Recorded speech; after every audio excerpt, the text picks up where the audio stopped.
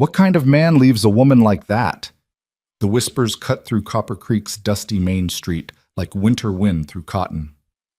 Lydia Hart stood frozen, divorce papers trembling in her calloused hands, watching her husband's wagon disappear toward the horizon. Another woman's laughter echoing back like mockery. Grant had taken everything. Their savings, her dignity, 7 years of trust. Left her nothing but a failing homestead and a town full of pitying stares. But watch what happens when an abandoned woman refuses to break, and a quiet cowboy sees gold where others see ruin. Stay with me until the end, and comment what city you're watching from. I want to see how far this story travels. The Arizona sun beat down mercilessly on Copper Creek's main street, turning the dirt to powder and the air to something you could chew. Lydia Hart stood in the middle of it all, 24 years old and feeling ancient, clutching a single piece of paper that represented the complete destruction of everything she'd believed about her life. The deed to their homestead. The only thing Grant Hart hadn't stolen when he ran off with that porcelain-skinned city woman 3 days ago. Poor thing, someone whispered from the boardwalk. Lydia didn't turn to see who. Didn't matter. They were all saying it. Poor Lydia. Poor abandoned Lydia. Poor fool who never saw it coming. Except she had seen it coming. She'd seen it in the way Grant's eyes had started sliding past her at dinner, the way he'd begun spending more evenings in town, the way he'd stopped reaching for her in the darkness of their small bedroom. She'd seen it, and she'd told herself it was temporary. Told herself he was just restless. Told herself that love, real love, the kind they'd promised each other 7 years ago under that cottonwood tree, could weather any storm. She'd been wrong. "Ma'am?" The banker, Mr. Jessup, stood in the doorway of his establishment, his considerable belly straining against his vest. His face was arranged in what he probably thought was sympathetic, but Lydia could see the calculation in his eyes. "If you need an extension on the loan payments, given the circumstances, no." The word came out harder than she'd intended. Lydia forced her fingers to unclench from the deed, smoothing it against her worn skirt. "I'll make the payments." "With what, honey?" Mrs. Kowalski had joined the growing crowd. The baker's wife was a large woman with a larger heart, but her pity stung worse than her judgment might have. "Grant took the money. Everyone knows he cleaned out your account before he left." Everyone knew. Of course everyone knew. In a town of 300 souls, there were no secrets, only delays and gossip. "I'll find work." Lydia lifted her chin, meeting Mrs. Kowalski's eyes. "I'm educated. I can read, write, cipher. I'm strong. You can barely keep that homestead running with a man's help," Tom Bishop interrupted from his position outside the general store. The cattle rancher was known for his blunt speech and his conviction that women belonged in kitchens, not claiming land. "What makes you think you can do it alone?" "Because I don't have a choice." The words rang out across the street, and for a moment the murmuring crowd fell silent. Lydia felt something shift inside her chest, something hard and bright and burning. She'd spent 3 days crying in that empty cabin, curled around Grant's pillow like she could hold on to the ghost of what they'd been. 3 days of grief so deep she thought she might drown in it. But standing here in front of these people with their pity and their doubt and their certainty that she would fail, something inside her turned to steel. "I don't have a choice," she repeated, quieter this time. "So I'll find a way." "Admirable sentiment," Jessup said, his tone suggesting it was anything but. "But the bank needs more than sentiment. The next payment is due in 6 weeks. That's $42, Mrs. Hart. Where do you plan to find that kind of money?" Where indeed? The question sat in Lydia's stomach like a stone. $42 might as well be 400. 4,000. She had $11 to her name, money she'd been saving separately, pin money from the butter and eggs she'd sold in town. Grant hadn't known about it, hidden as it was in a tin can buried under the chicken coop. $11, 6 weeks, $42 due. The mathematics of her situation were brutal in their simplicity. "I'll find a way," she said again, because what else could she say? "I'll fail? I'll lose everything? I'll prove every one of you right about women being too weak, too foolish, too dependent on men?" Never. She could always remarry. This from Sarah Chen, the seamstress, her voice surprisingly gentle. "A woman alone out here. It's not safe, Lydia, and there are good men who would—" "No." The word came out flat, final, Lydia felt every eye on her, felt the weight of their judgment shifting, recalculating. A widow might remarry and be respected, but a divorced woman, refusing offers of help, insisting on independence, that was something else entirely. Now, Lydia, Jessup started, I appreciate everyone's concern. Lydia folded the deed carefully, precisely, giving her shaking hand something to do. But I'll handle this myself. If you'll excuse me, I have work to do. She turned toward where her wagon waited. Grant's wagon, she supposed, but he'd left it behind along with everything else he'd deemed not worth taking. The old mare and the traces nickered softly, and Lydia felt her throat tighten. At least Bess hadn't abandoned her. He gave up gold for dust. The voice was quiet, almost too quiet to hear, but something in its timbre made Lydia stop, made everyone stop. She turned slowly. The man stood in the shadow of the livery stable, and for a moment Lydia couldn't quite make out his features.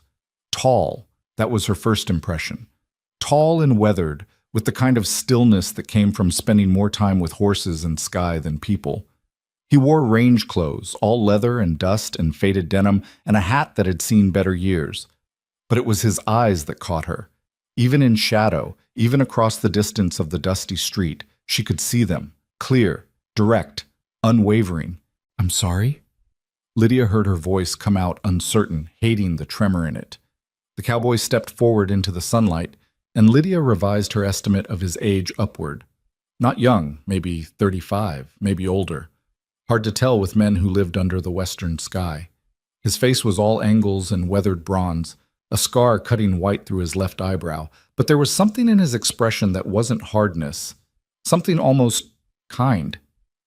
Your husband, the cowboy said, his voice still quiet but carrying clear across the suddenly silent street. He gave up gold for dust. Bishop snorted. That's a nice sentiment, stranger, but Hart left his wife with nothing but a failing homestead and debt. That's hardly... Wasn't talking about what he left her with. The cowboy's eyes never left Lydia's face. Was talking about what he left behind. The street erupted in murmurs again, but Lydia barely heard them. Her heart was pounding in her chest, her face burning. She didn't know this man. Didn't know if he was being kind or mocking or simply stating what he thought was obvious truth to make himself look gallant. What she did know was that she couldn't afford kindness right now. Couldn't afford to let anyone, especially a strange man with steady eyes and quiet words, make her feel weak enough to accept help she couldn't repay. I don't need anyone's pity, she said, lifting her chin. Including yours, sir. Something flickered across the cowboy's face. Surprise, maybe, or respect. Wasn't offering pity, ma'am. Just an observation. Then observe from a distance. Lydia turned back to her wagon, climbing up onto the seat with movements that were probably less graceful than she would have liked. Her legs were shaking. Everything was shaking. I have work to do. She didn't wait for a response. Didn't look back to see if the cowboy was still watching, or if the crowd had dispersed, or if the whole town had decided she'd lost her mind along with her husband.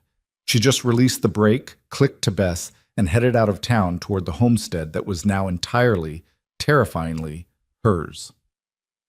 The 5-mile drive gave her too much time to think. Their homestead, her homestead now, she had to remember that, sat in a valley between two red rock formations that Grant had optimistically named the Guardians. When they'd first claimed the land 7 years ago, fresh married and full of dreams, it had seemed like paradise. A creek ran through the property, reliable and sweet. The soil was decent if you worked it right. There was enough grass for cattle, enough shelter for a cabin, enough possibility to build a life. They'd built that life. Or at least Lydia had thought they had. The cabin came into view as she rounded the last bend, and her heart sank further. 3 days ago, it had been her home. Now it just looked small, shabby. The garden she'd so carefully tended was already beginning to wilt from neglect. The chicken coop needed mending where the wire had come loose. The barn door hung crooked on its hinges, something Grant had been meaning to fix for months. Had been meaning to. Past tense.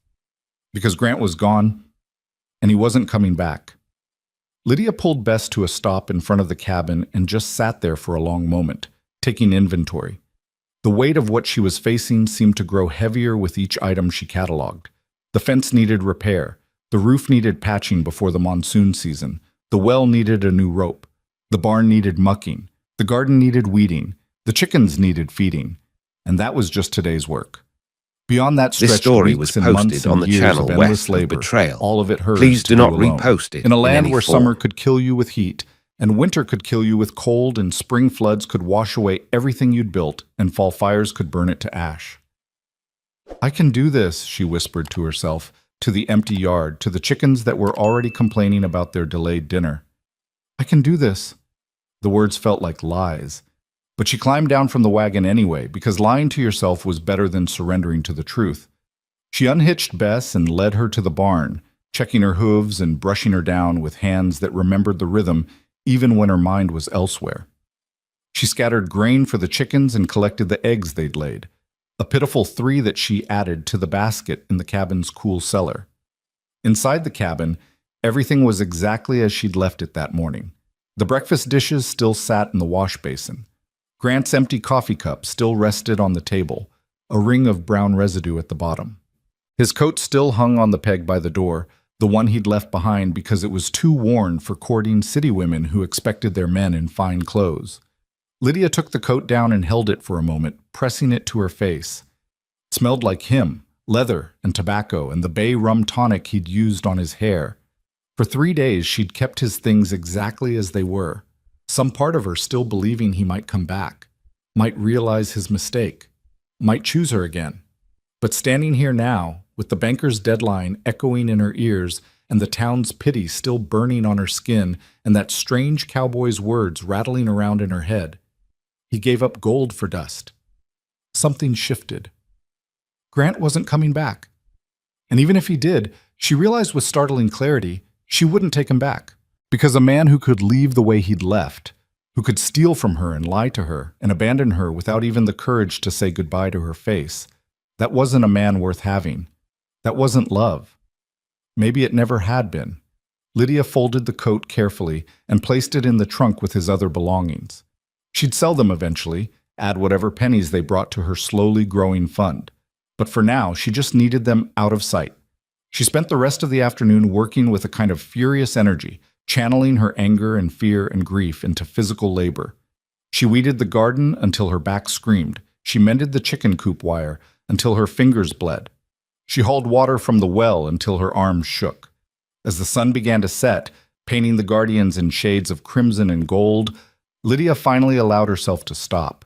She sat on the porch steps, her body aching in 1,000 places, and let the tears come. Not for Grant, not anymore, but for herself. For the girl who'd believed in forever.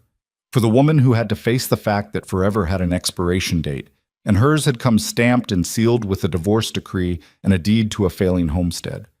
She cried until she was empty, until the stars began to emerge overhead, bright and cold and indifferent to the small human tragedies playing out beneath them. And then she wiped her face, stood up, and went inside to light the lamp and figure out exactly how she was going to survive. The next morning came too early and too bright. Lydia woke with the sun, her body protesting every movement after yesterday's marathon of grief and labor. She forced herself through the morning routine anyway: dress, braid, boots, feed the chickens, milk the cow, check the garden, draw water from the well. The well rope snapped on the 3rd bucket, sending the pail plummeting down into darkness with a distant splash that sounded like mockery. Lydia stared down into the black circle of the well and felt something dangerous rising in her throat. Not tears this time. Laughter. Horrible, slightly hysterical laughter at the absolute perfection of it all. Of course the well rope broke. Of course it did. Because nothing in her life was going to be easy, was it? "Ma'am?" Lydia spun around so fast she nearly lost her balance, her hand flying to her chest where her heart was suddenly trying to escape her rib cage. The cowboy from yesterday stood at the edge of her property, leading a sturdy-looking bay gelding. In daylight, away from the crowd and the whispers and her own raw emotions, she could see him more clearly. Older than she'd thought, closer to 40, maybe. Tall enough that she had to tilt her head back to meet his eyes. Those eyes were gray, she realized, storm cloud gray, with a steadiness to them that was almost unnerving. "What are you doing here?" The words came out sharper than she'd intended, defensive. "Saw you'd need help with the well rope." He gestured to his saddle, where a coil of good hemp rope was tied. Brought a spare. Lydia felt her jaw tighten. I didn't ask for your help. No, ma'am, you didn't. He made no move to come closer, just stood there with his horse's reins loose in his hand, waiting. But the rope needs replacing, and I've got one to spare, and it seemed neighborly to offer. We're not neighbors. I don't even know your name. Rowan Tate. He touched the brim of his hat. And you're right, we're not neighbors yet, but I've got land about 8 miles north, just bought it last month. Figure that makes us close enough for neighborly. Mr. Tate, Rowan's fine. Mr. Tate, Lydia repeated firmly. I appreciate the offer, but I can manage my own property. He studied her for a long moment, and she had the uncomfortable feeling of being seen, really seen, in a way that had nothing to do with her tangled hair or work-stained dress or the tear tracks she hadn't quite managed to scrub off her face that morning. I'm sure you can, he said finally. But I'm also sure that well rope costs about $2 at the general store, and I've got one here that's just taking up space on my saddle. Seems wasteful to make you spend money you probably need elsewhere when I've got something that would solve the problem right here. Lydia opened her mouth to refuse again, to tell him she didn't need his charity or his pity or whatever this was. But the words stuck in her throat, because he was right. She did need that $2. She needed every penny she could scrape together. Pride was expensive, and she was quickly discovering she couldn't afford it. Fine, she said, hating how the word tasted like surrender. But I'm paying you back. $2, you said? Didn't say you had to pay me back. Well, I'm saying it. I don't take charity. Something that might have been a smile flickered at the corner of his mouth. No, ma'am, I can see you don't. He moved toward the well with an easy, unhurried stride, and Lydia found herself stepping back to give him room.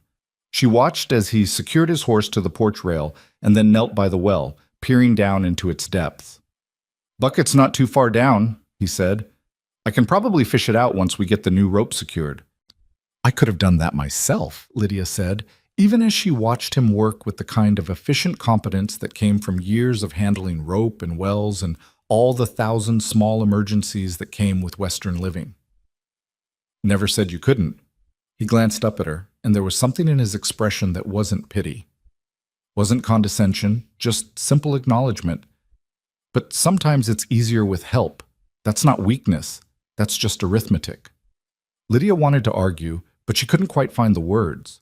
Instead, she stood there, arms crossed against the morning chill, watching as he lowered the new rope down and hauled up the escaped bucket. Water sloshed over the sides, clear and cold. There. He straightened, brushing dust from his knees. Should hold you for a good while. This is quality hemp, not like the cheap stuff from back east. Thank you, Lydia forced herself to say. Then, because pride was expensive but not completely unaffordable, but I meant what I said about paying you back. I heard you. Rowan gathered up the old, broken rope, coiling it neatly. Tell you what, you've got chickens, right? I've got a hen that stopped laying, taking up space and feed. You give me 6 eggs when you've got them to spare, and we'll call it even. It was a kindness disguised as a transaction, and they both knew it. A coil of good rope was worth far more than 6 eggs, but it was also a way for her to accept help without feeling like she was taking charity, and Lydia found herself grudgingly grateful for his tact. Deal, she said. They stood there for a moment in awkward silence, the morning sun climbing higher, turning the red rocks golden. A hawk cried somewhere overhead, and Bess nickered from the barn, probably wondering why she hadn't been turned out to pasture yet. I should get back to work, Lydia said finally. Yes, ma'am. Rowan moved toward his horse, then paused, turning back. If you don't mind me saying, town's looking for a new schoolteacher. Old Miss Porter's moving back east to live with her sister. Pays $30 a month. Lydia's heart jumped. $30 a month. That would more than cover the loan payments. That would give her breathing room. That would... She forced the hope down. They'd never hire me. Why not? You're educated, aren't you? I heard you tell Mrs. Kowalski you could read and write and cipher. I'm divorced. The words still felt strange in her mouth. The school board won't want someone like me influencing their children. Rowan's expression hardened slightly. That's foolish. That's reality. Then reality needs changing. He swung up into his saddle with easy grace, settling his weight like he'd been born there. Jobs being posted tomorrow at the general store. This story was You should posted apply on anyway. the channel west Let of them tell you Betrayal. no to your face. Please instead do of not deciding for repost them. it in any form. Before Lydia could respond, before she could tell him that she knew how small towns worked, how scandal stuck to women like tar while men walked away clean, he touched his hat brim again and turned his horse toward the road. "Mr. Tate," she called after him. He reined in, looking back. "Why are you doing this? Helping me, I mean. You don't know me." For a long moment, he didn't answer. Then, "Maybe I know enough." And with that cryptic response, he rode away, leaving Lydia standing by her newly repaired well with a bucket of cold water and a head full of questions she had no answers for. She spent the rest of the day trying not to think about Rowan Tate or his quiet kindness, or the teaching position that she had no chance of getting. She focused instead on the endless list of tasks that needed doing: mucking the barn, mending fence posts, trying to coax the stubborn vegetable garden back to life. But that night, lying in bed and staring at the ceiling beams, she couldn't stop her mind from wandering. $30 a month. It was enough. More than enough. It would cover the loan payments and leave money for supplies, for feed, for repairs. It would mean she could keep the homestead, could prove everyone wrong, could build a life on her own terms. If they'd hire her. Which they wouldn't. But what if they did? The thought kept her awake long into the night, hope and fear warring in her chest. By the time dawn crept through her window, she'd made a decision. She would apply. Let them tell her no to her face, just like Rowan had said. Let them reject her outright instead of her rejecting herself on their behalf. At least then she'd know she'd tried. At least then she could tell herself she'd fought for every option, exhausted every possibility. At least then she could fail on her own terms. The next morning, Lydia dressed in her best dress, the blue calico that had been her Sunday best before Grant left, and braided her hair with extra care. She hitched Bess to the wagon and made the 5-mile journey back into Copper Creek with her spine straight and her chin up, even though her stomach was churning with nerves. The notice was already posted at the general store when she arrived, written in neat script on white paper. Wanted, schoolteacher. Must be of good moral character and sound educational background. Experience preferred but not required. Salary, $30 month. Apply to the school board. Mr. Jessup, chairman. Reverend Matthews. Mrs. Chen Lydia stared at the notice for a long moment, her courage wavering. Good moral character. They might as well have written, "Divorced women need not apply." You thinking about it? Sarah Chen had appeared at her elbow, the seamstress's kind face creased with curiosity. She was one of the 3 board members, Lydia realized, one of the people who would decide her fate. "I am," Lydia said, because there was no point in lying. "But I imagine my application won't be viewed favorably." Sarah's expression softened. "Because of Grant? Because of the divorce?" "Lydia." Sarah took her arm gently, steering her away from the notice board and the ears that always seemed to be listening in Copper Creek. "Can I be frank with you? Please." Grant Hart is a fool and a scoundrel, and everyone in this town knows it. The fact that you divorced him instead of staying with a man who abandoned you shows good sense, not poor morals. Sarah squeezed her arm. "You're educated, better educated than Miss Porter ever was, if I'm being honest. You're patient. You're hardworking. And those children would be lucky to have you." Hope sparked in Lydia's chest, dangerous and bright. "Does that mean—" "It means I'll vote for you," Sarah interrupted. "But I'm only one voice on the board. Jessup will hem and haw about propriety. Reverend Matthews, well, he's harder to predict. He's a good man, but he's also concerned about appearances. So my chances are slim." "Your chances are better if you apply than if you don't." Sarah smiled. "And between you and me, we've only had one other applicant, a young man from back east who's never seen a one-room schoolhouse and thinks teaching is going to be some grand intellectual adventure. I give him 2 weeks before he runs back home to his mother." Despite everything, Lydia felt herself smile. "When should I submit my application?" "Write it up and bring it to the board meeting tomorrow night at the church, 7 o'clock. We'll hear from both candidates and make a decision." Lydia nodded, her mind already composing the letter she would write, the case she would make for herself. "Thank you, Mrs. Chen." "Sarah, please." "And Lydia?" The seamstress met her eyes with surprising intensity. Don't let them make you feel small. You're worth 10 of Grant Hart, and it's time this town recognized that. The words stayed with Lydia all through the rest of the day, through the lonely ride home, through the evening of composing and rewriting her application letter by lamplight. She wrote about her education, 8 years of formal schooling back in Missouri, more than most frontier teachers could claim. She wrote about her experience helping her younger siblings with their lessons. She wrote about her love of learning, her belief in education's power to transform lives.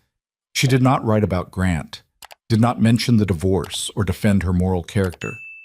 If they wanted to reject her based on her marital status, let them do it without her giving them ammunition. By the time she finished, the letter was 3 pages long, her best handwriting, her strongest case for why she deserved this position. She sealed it carefully and set it on the table, ready for tomorrow. Sleep came easier that night, purpose giving her rest that grief had stolen. The next evening, Lydia arrived at the church 15 minutes early, her application letter clutched in hands that she ordered to stop trembling. The church was already half full with townspeople who'd come to watch the proceedings, because of course they had. Nothing happened in Copper Creek without an audience. She found a seat in the back, trying to make herself small, trying not to notice the whispers and glances, trying not to care. The other applicant arrived 10 minutes later, a young man who couldn't have been more than 22, with soft hands and a nervous disposition that confirmed everything Sarah had said. He looked terrified. Lydia felt a strange kinship with him, this stranger who was also putting himself forward to be judged. Jessup called the meeting to order, and the proceedings began. The young man, Frederick Parsons from Philadelphia, went first, delivering a stammering speech about his passion for education and his excitement to experience the frontier. It was sweet, earnest, completely unprepared for the reality of teaching 30 students of varying ages in a one-room schoolhouse with no supplies and parents who thought education was less important than chores. Then it was Lydia's turn. She stood, her letter in hand, and walked to the front of the church. Every eye in the room was on her. She could feel their judgment, their curiosity, their doubt. She lifted her chin and began to read. Her voice was steady. Her arguments were sound. She spoke of education as investment, of children as the future, of learning as the great equalizer in a land where birth didn't matter as much as ability and will. She spoke from her heart and her mind, and when she finished, the room was silent. "Thank you, Mrs. Hart," Jessup said, his tone noncommittal. "If you'll both wait outside while the board deliberates."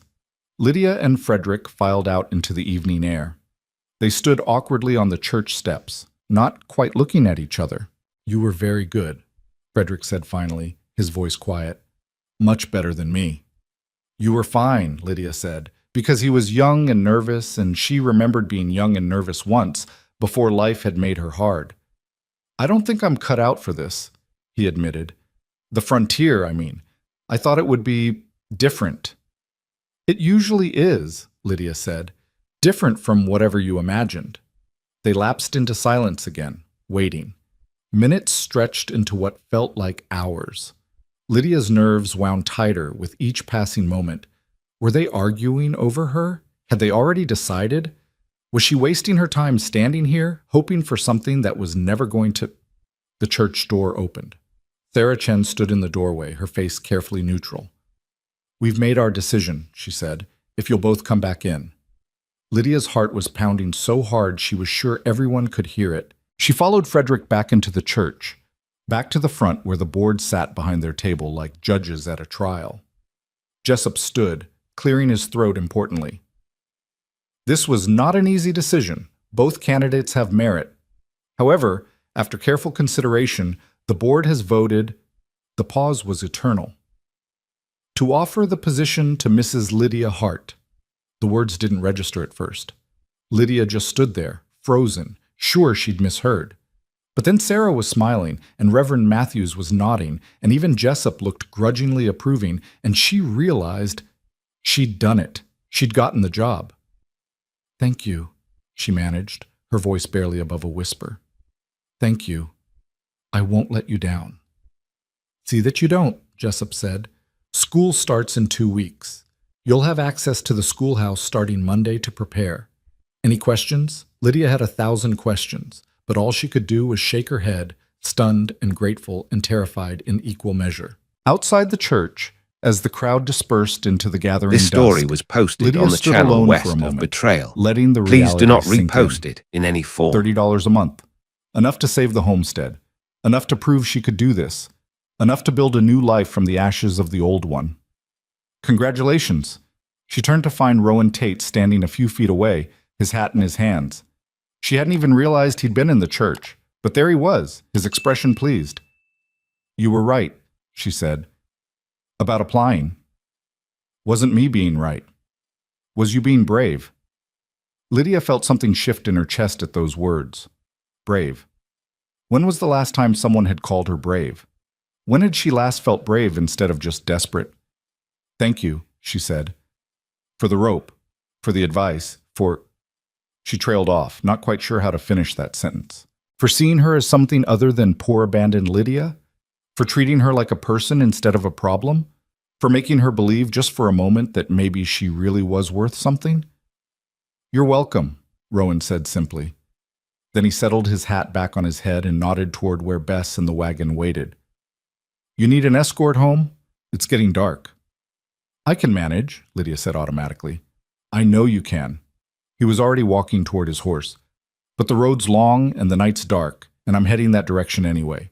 Call it neighborly. Lydia wanted to refuse, wanted to insist on her independence, wanted to prove she needed no one. But the truth was, the road was long and dark, and having company for the ride suddenly seemed less like weakness and more like common sense. Neighborly, she agreed. They rode in companionable silence, Rowan on his bay gelding keeping pace with the wagon. The stars emerged overhead, bright and cold, and somewhere in the distance a coyote sang to the rising moon. And for the first time in weeks, maybe months, maybe years, Lydia felt something that wasn't quite hope, but was close enough. Maybe she could do this after all. Maybe giving up gold for dust had been Grant's loss, not hers. Maybe the best of her story was still ahead, waiting to be written. The schoolhouse was smaller than Lydia remembered, and in worse repair. She stood in the doorway that first Monday morning, surveying the dust-covered desks, the cracked slate board, the windows filmed with years of grime, and felt her newfound confidence waver slightly. 2 weeks to turn this into a place of learning. 2 weeks before 30 students would file through that door expecting her to have answers. She rolled up her sleeves and got to work. By noon, she'd swept out enough dust to choke a horse and discovered that 3 of the desks had legs so wobbly they'd need complete rebuilding. The slate board had a crack running through it that made half the surface unusable. The stove in the corner, essential for winter months, was missing several parts and looked like it hadn't been cleaned since statehood. Problem? Lydia didn't even jump this time. She was getting used to Rowan Tate appearing when she least expected him, though she still wasn't sure how she felt about it. She turned to find him standing in the doorway, blocking the sunlight, a toolbox in one hand and what looked like stove parts in the other. How did you know I'd be here? She asked instead of answering his question. Sarah Chen mentioned you'd be fixing up the schoolhouse this week. Figured you could use some help with the heavy work. He gestured to the broken desks. Those need repairing? I can manage, Lydia said, but the words came out weaker than usual. The truth was, she had no idea how to repair furniture. Grant had always handled that kind of work, and before Grant, her father had. She could cook and clean and garden and keep accounts, but carpentry was beyond her skill set. Rowan set down the toolbox and the stove parts without being invited in. I'm sure you can, but seems inefficient for you to spend 3 days figuring out joinery when I could have these fixed in 3 hours, and you could spend that time on things you're better suited for, like planning lessons, or cleaning those windows so the children can actually see to read. It was logical, practical, completely sensible. And it made Lydia want to scream with frustration because he was right, and she hated that he was right, and she hated even more that she was in a position where she needed help she couldn't afford to pay for. The school board allocated me $10 for supplies and repairs, she said stiffly. I can pay you for your time. Don't want your money. Everyone wants money, Mr. Tate. Rowan, he corrected, already kneeling beside the first broken desk, examining the wobbly leg with a practiced eye. And I don't need payment for being neighborly. Though if you're determined to even the scales, you could help me with something. Lydia felt immediately suspicious. What kind of something? Can't read or write much beyond my own name, Rowan said, his tone matter of fact, like he was discussing the weather and not admitting to what most people would consider a shameful deficiency. Grew up on a ranch in Texas, learned cattle and horses, but never got much schooling. I get by, but it'd be nice to read a newspaper without struggling, maybe write a proper letter now and then. Lydia stared at him. You want me to teach you to read? If you've got time. If not, no matter. He pulled a hammer from his toolbox and tested the desk leg. But it'd be worth more to me than money, if you're willing. It was clever, Lydia realized, maybe too clever, offering her a trade that let her keep her pride while accepting help she desperately needed. She should probably be insulted that he thought she wouldn't see through it, but instead, she found herself considering the offer seriously. 3 desks repaired and the stove fixed in exchange for reading lessons? And that loose board on the porch steps. Saw it when I came in. Someone's going to break their neck on it come winter. Rowan looked up at her, his gray eyes steady. Deal? Lydia hesitated for one more moment, pride and practicality warring in her chest.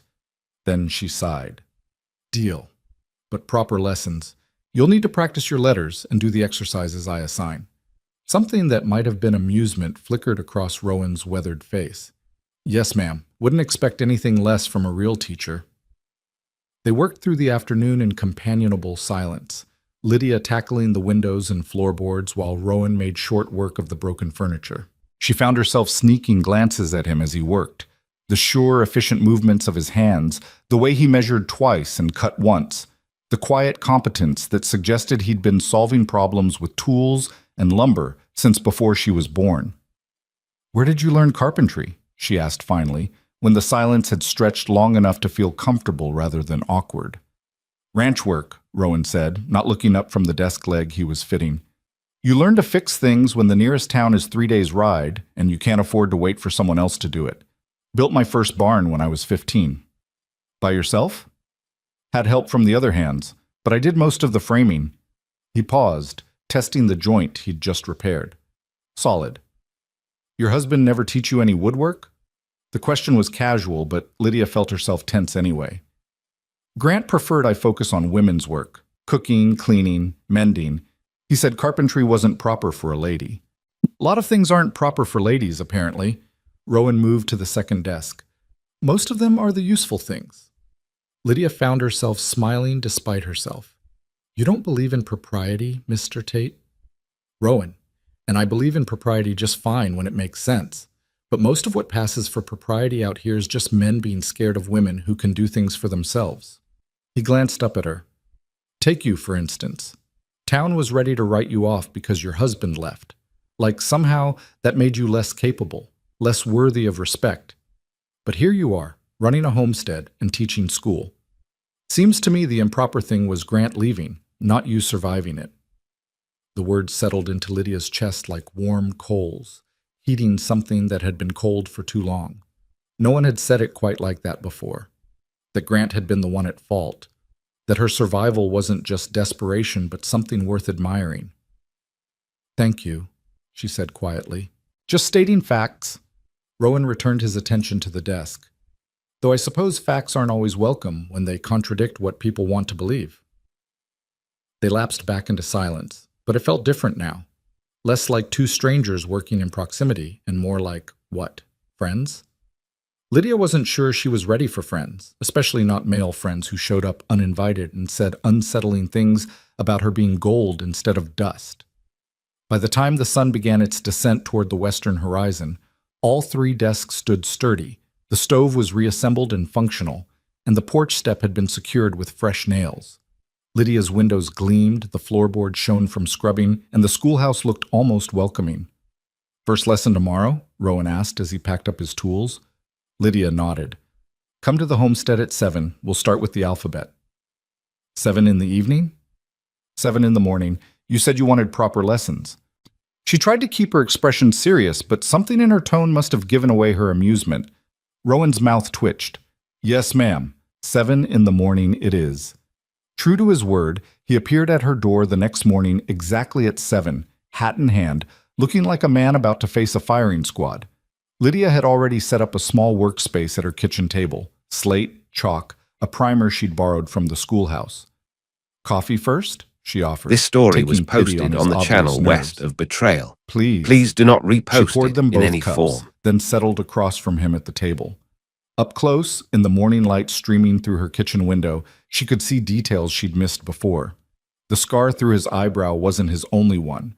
There was another, smaller, near his hairline. His hands were calloused from years of hard work, but his fingers were long and careful as he held the coffee cup. "Have you never learned to read at all, or did you learn some and forget?" Lydia asked. Lydia: "Learned some as a boy. My mother taught me basic letters before she died, but that was near 30 years ago and I haven't practiced since." He set down his cup.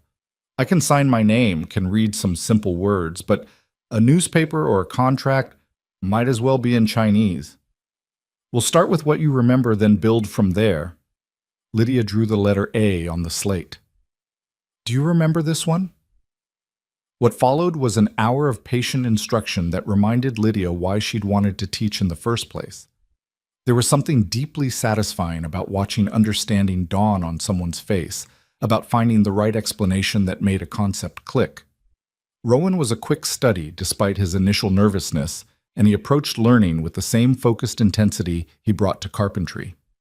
"That's enough for today," Lydia said finally, when she could see his attention starting to fade. "Practice writing these 10 letters before tomorrow. 3 lines of each." Rowan nodded, carefully copying down the assignment. "Same time tomorrow?" "Same time." He stood, reaching for his hat, then paused. "Your fence on the north pasture is leaning pretty bad. Storm 2 nights ago probably weakened the posts. If you don't shore it up, your cow's going to wander." Lydia felt her shoulders tense. "I'll take care of it." "Didn't say you wouldn't. Just saying I've got some spare posts from clearing my own land, and I'll be riding past here tomorrow anyway on my way to town. Could drop them off, help you set them." "In exchange for what?" The question came out more sharply than she'd intended. "Another reading lesson? Help with your ranch? What?"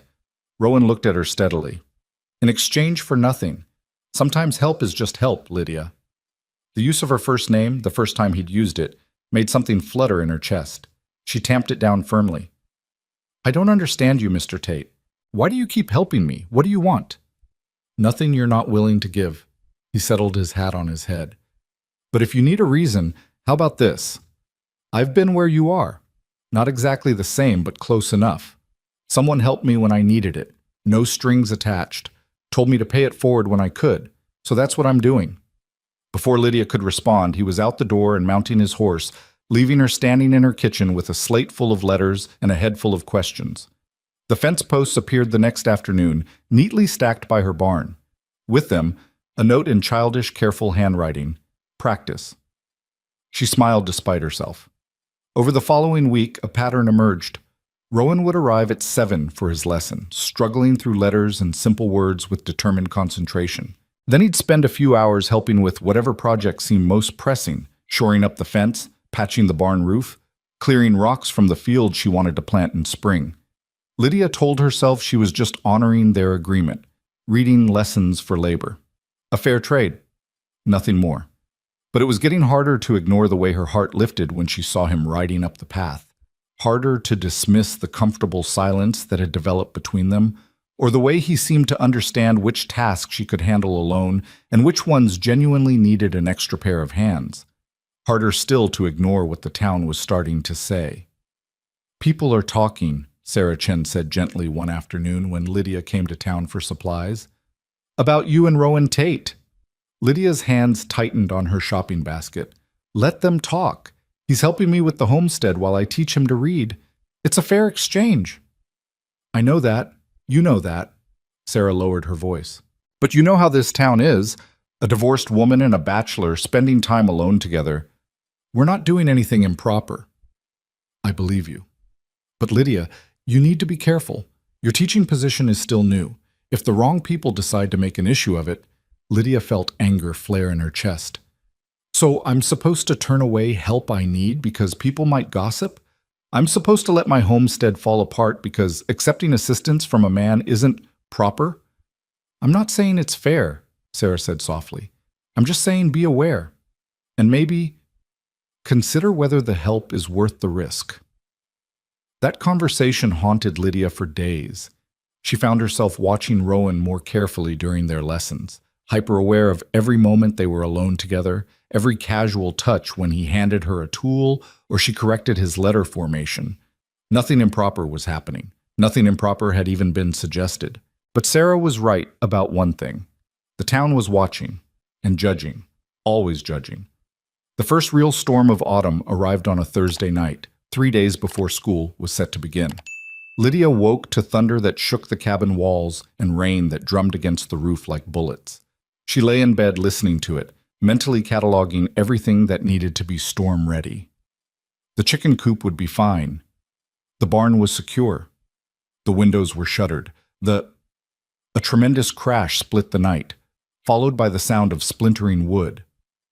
Lydia was out of bed in seconds, grabbing her shawl and a lantern. The rain hit her like a wall when she opened the door, immediately soaking through her nightgown. Lightning flashed, illuminating the disaster. A massive cottonwood branch had come down on the cabin's roof. She could see it clearly in the intermittent lightning, 30 feet of heavy wood resting across her home, rain already beginning to pour through the gap it had created. No, no, no! Lydia stared at the damage, her mind racing. The cost to repair this, the time it would take. School started in 3 days. She had students coming. She had lesson plans to finalize. She had... Lydia! She turned to see Rowan riding up through the storm, his slicker black with rain, his face grim. He took one look at the branch and immediately started issuing orders. Get inside, gather anything that can't get wet, and move it to the far side of the cabin. I'll see if I can cover the worst of it with tarp. I've got tarp in my saddlebag. Go. For once, Lydia didn't argue. She ducked back inside, grabbing books and papers and clothing, piling everything onto her bed on the undamaged side of the cabin. Through the ceiling, she could hear Rowan moving around on the roof, hear him cursing the wind and the rain and the stubborn branch. It took him nearly an hour to secure the tarp well enough to stop the worst of the leaking. By the time he climbed down, they were both soaked to the bone and shivering. You need to stay here tonight, Lydia said, her teeth chattering. You can't ride back in this. I'll be fine in the barn. You'll catch your death. There's a spare blanket and the settee. It's not much, but it's dry. She met his eyes, daring him to argue. Please, you just saved my roof. The least I can offer is a dry place to sleep. Rowan hesitated, clearly weighing propriety against practicality. Finally, he nodded. Just till the storm passes. Lydia changed quickly in her bedroom, grateful for dry clothes and the privacy of walls. When she emerged, Rowan had stripped off his wet slicker and was trying unsuccessfully to stop dripping on her floor. Here. She handed him a blanket and one of Grant's old shirts that she'd kept meaning to sell. Change out of those wet things. I'll make coffee. They sat at her kitchen table as the storm raged outside, hands wrapped around warm mugs, not quite looking at each other. The intimacy of the moment wasn't lost on Lydia. A man in her home, at night, both of them in nightclothes. Sarah's warnings echoed in her head. But what was the alternative? Send him back out into the storm to risk his life for the sake of propriety? How did you know to come? She asked finally. Heard the storm building. Knew that cottonwood had a weak branch overhanging your cabin. Thought I'd check on it. Rowan stared into his coffee. Didn't expect it to come down quite so fast. You rode out in this storm to check on a tree? Rode out to check on you. He looked up then, his gray eyes serious. Tree was just the excuse. Lydia's breath caught. There was something in his tone, in his expression, that went beyond neighborly concern. Something that made her heart race in a way that had nothing to do with fear and everything to do with possibility. Rowan, I know.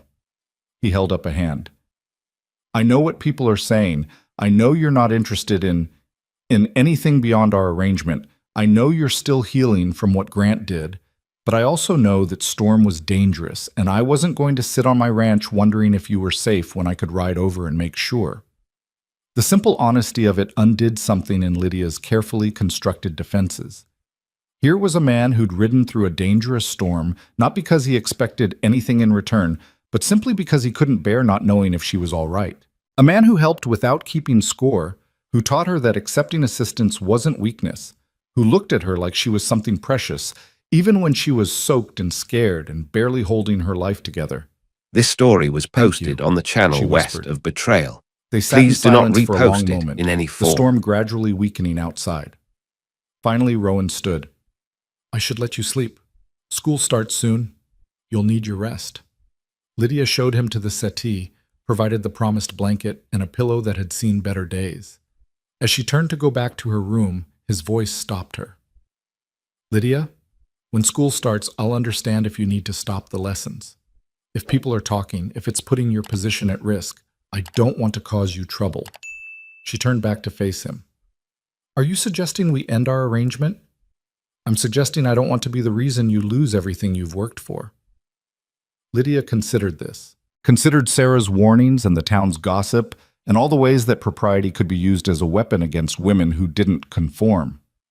Then she thought about her roof, currently covered by Rowan's tarp, her fences standing straight because of his labor, her growing confidence in her own ability to survive, bolstered by his steady presence. "The lessons continue," she said firmly. "Let people talk. I've done nothing wrong, and neither have you. I won't let fear of gossip dictate who I can teach or who I can accept help from."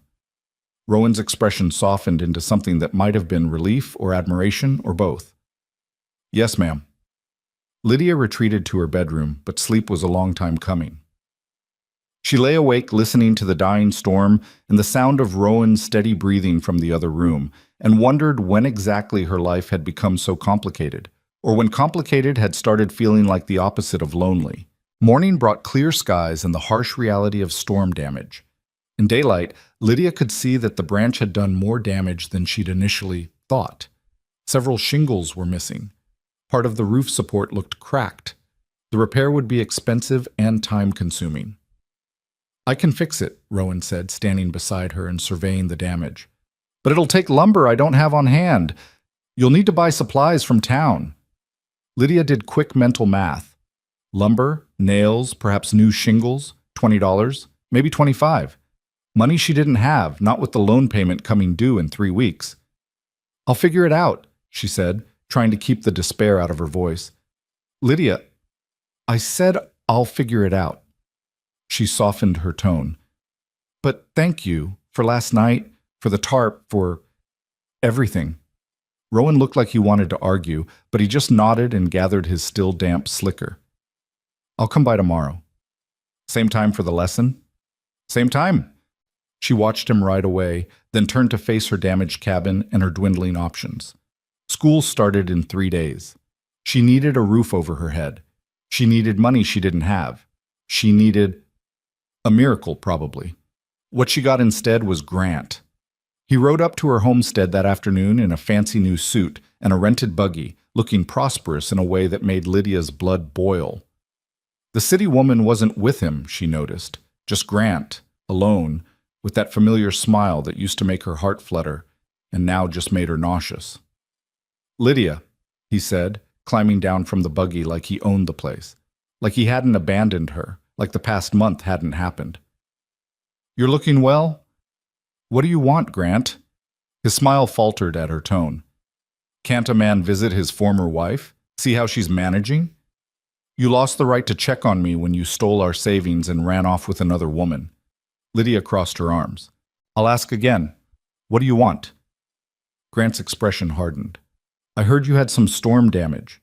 Heard you're teaching at the school now. Sounds like you're doing well for yourself."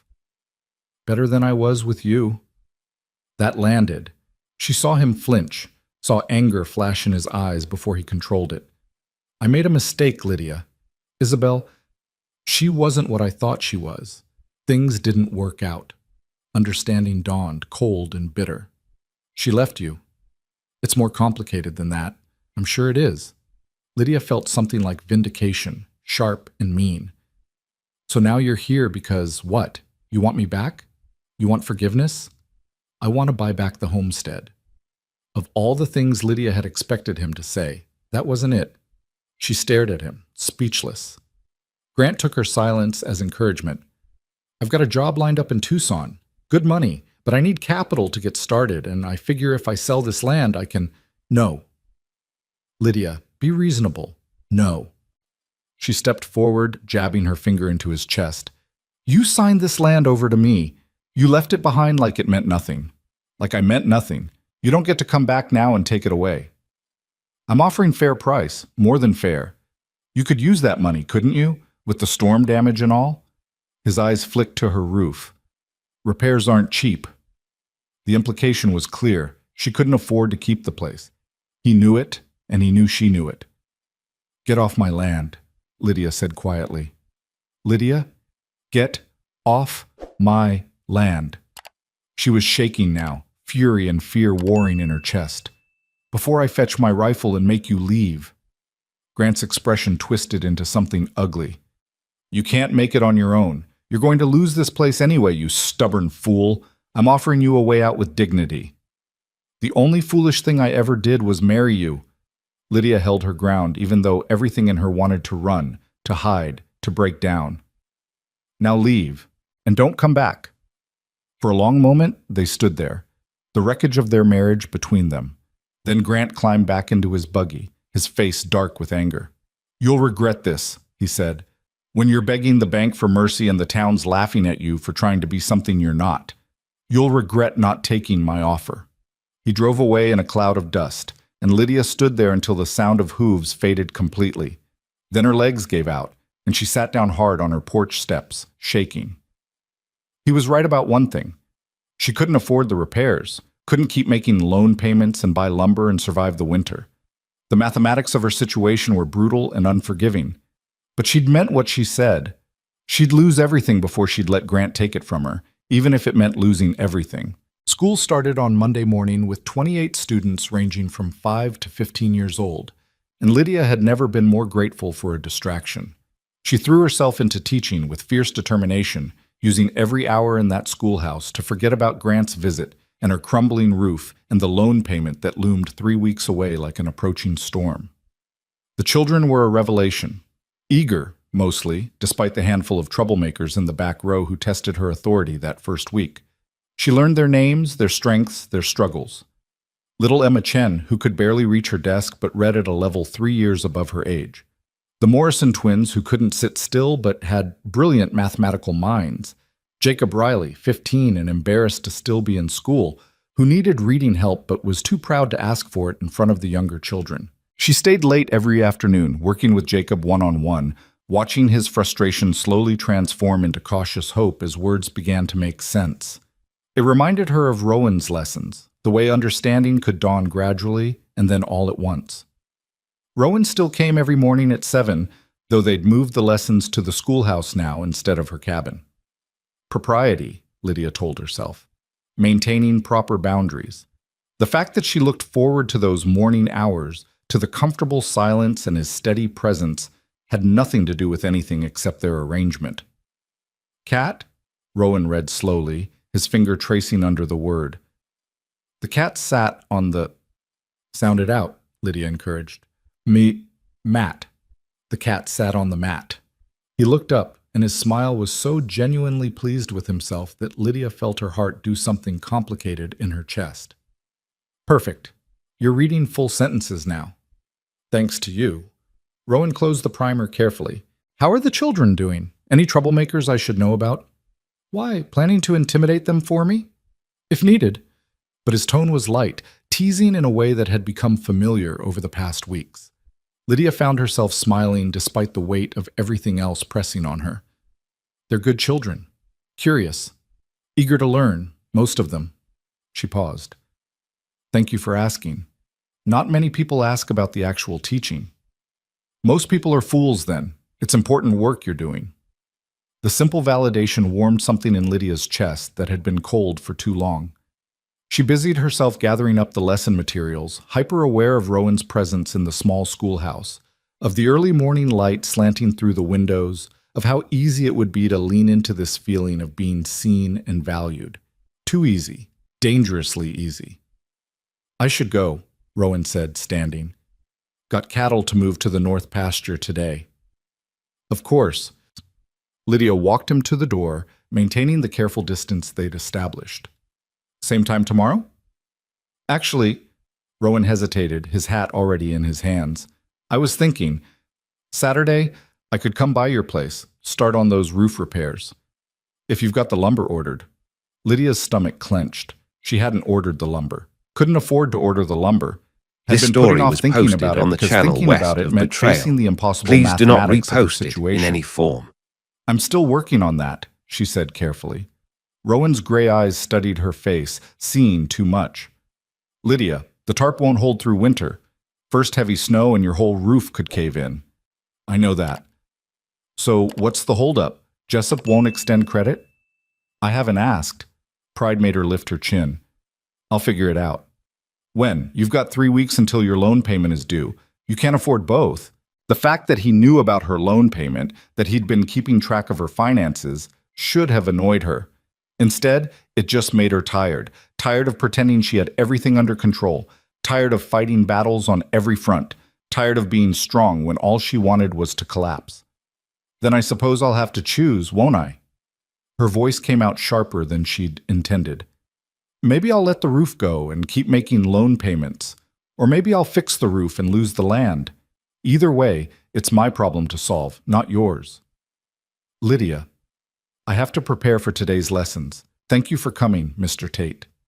The formality was a wall between them, and she saw him recognize it as such. His jaw tightened, but he just nodded and settled his hat on his head. Yes, ma'am. Good day. She watched him ride away, guilt and frustration churning in her stomach. He was only trying to help. She knew that. But accepting help felt like admitting defeat, and she couldn't afford defeat. Not when Grant was waiting like a vulture for her to fail. Not when the whole town was watching to see if she'd make it or break. Not when she'd promised herself she'd do this alone. The day dragged on, her mood affecting her teaching. The children picked up on it, growing restless and quarrelsome. By the time she dismissed them at 3 o'clock, she had a pounding headache and the distinct feeling that she'd failed at the one thing she was supposed to be good at. She was locking up the schoolhouse when Sarah Chen appeared, a covered basket in her hands and concern on her face. Rough day? Sarah asked gently. Is it that obvious? Only to someone who's been teaching for 20 years. Sarah held out the basket. Fresh bread and some of that plum jam you like. And before you say you don't need charity, it's not charity. It's friendship. There's a difference. But Lydia took the basket, her throat suddenly tight. Thank you. Walk with me? Sarah gestured toward the general store. I need to pick up thread, and you look like you could use some company. They walked in silence for a moment, the afternoon sun warm on their faces. Then Sarah said quietly, Grant was in town yesterday. Lydia's steps faltered. I know. He came to my homestead the day before. What did he want? To buy back the land. Lydia's fingers tightened on the basket handle. He's broke. The city woman left him. He thinks I'll sell because I can't afford the repairs and the loan payments both. Sarah stopped walking, turning to face her. And will you? No. The word came out fierce, absolute. I'd burn the place to the ground before I'd let him have it. Good. Sarah's expression was approving. But Lydia, you do need to deal with the roof situation and the loan. Have you talked to Jessup about extending? I won't beg the bank for mercy. It's not begging. It's being practical. And Lydia, Sarah hesitated. Have you considered accepting help from Rowan? He clearly wants to help you. There it was. The thing everyone was thinking, but most people were too polite to say directly. Lydia felt her defenses snap into place. I'm not going to marry him just to solve my financial problems, if that's what you're suggesting. That's not what I'm suggesting at all. Sarah's voice was patient. I'm suggesting that sometimes pride is expensive, and you might not be able to afford it right now. Rowan's offering help with no strings attached. Why not take it? Because there are always strings, Lydia said bitterly. Maybe not ones he's stating outright, but they're there. Men don't help women for free, Sarah. There's always an expectation, always a price to pay eventually. Is that what Grant taught you, that help always has a price? The question hit too close to home. Lydia looked away, blinking hard against the sudden sting of tears. Grant taught me that depending on someone gives them power over you, and I won't be powerless again. Sarah was quiet for a long moment. Then she said gently, There's a difference between depending on someone and accepting help when you need it. And there's a difference between a man like Grant and a man like Rowan. Surely you can see that. Could she? Lydia wanted to believe it, wanted to trust that Rowan's steady kindness was genuine, that his help came with no hidden costs. But trust was a luxury she'd lost along with her marriage, and she didn't know how to get it back. "I should get home," she said instead of answering. "Thank you for the bread, Sarah." She could feel Sarah's worried gaze following her as she headed toward where Bess and the wagon waited, but she didn't look back. The ride home gave her too much time to think about Grant's offer, about the loan payment, about the roof that wouldn't last the winter, about Rowan's quiet offers of help and her own stubborn refusal to accept them, about the fact that she was running out of time and options. When she reached the homestead, she found a stack of lumber neatly piled by her barn. Good quality pine, enough for roof repairs, and then some. A note was tacked to the top board in Rowan's increasingly confident handwriting. "Not charity. Early payment for future lessons. I want to learn to write letters proper. That will take months more teaching. This is fair trade. RT." Lydia stood staring at that lumber for a long time, her emotions a tangled mess of gratitude and frustration, and something dangerously close to tears. He'd found a way to help her that preserved her pride, that maintained their arrangement, that gave her an out. He'd also spent money he probably couldn't easily spare to bail her out of a situation that wasn't his responsibility. She should be grateful. She was grateful. But gratitude tasted like obligation, and obligation felt like chains. That evening, she sat at her kitchen table with her account book open, staring at the numbers that refused to add up the way she needed them to. Even with the lumber provided, she'd still need to hire someone to help with the actual roofing work. She couldn't do it alone, didn't have the skill or the strength. That would cost money. And the loan payment was due in 2.5 weeks, and winter was coming, which meant she'd need supplies, feed for the animals, firewood. The numbers swam on the page. Lydia rubbed her eyes, exhaustion dragging at her bones.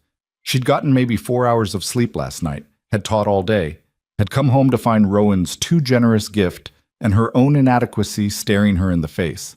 A knock at the door made her jump. It was full dark now, well past the hour when neighbors came calling. Lydia's hand went automatically to the rifle she kept by the door as she called out, "Who is it?" "It's Reverend Matthews, Mrs. Hart. May I speak with you?" Lydia's stomach dropped. The Reverend was one of the school board members. If he was here at night, unannounced, it couldn't be good news. She opened the door to find him standing on her porch, hat in hand, his expression grave in the lamplight spilling from her cabin. "Reverend, this is unexpected. I apologize for the late hour." He shifted uncomfortably. "But I felt this conversation couldn't wait. May I come in?" Lydia stepped back, allowing him entry.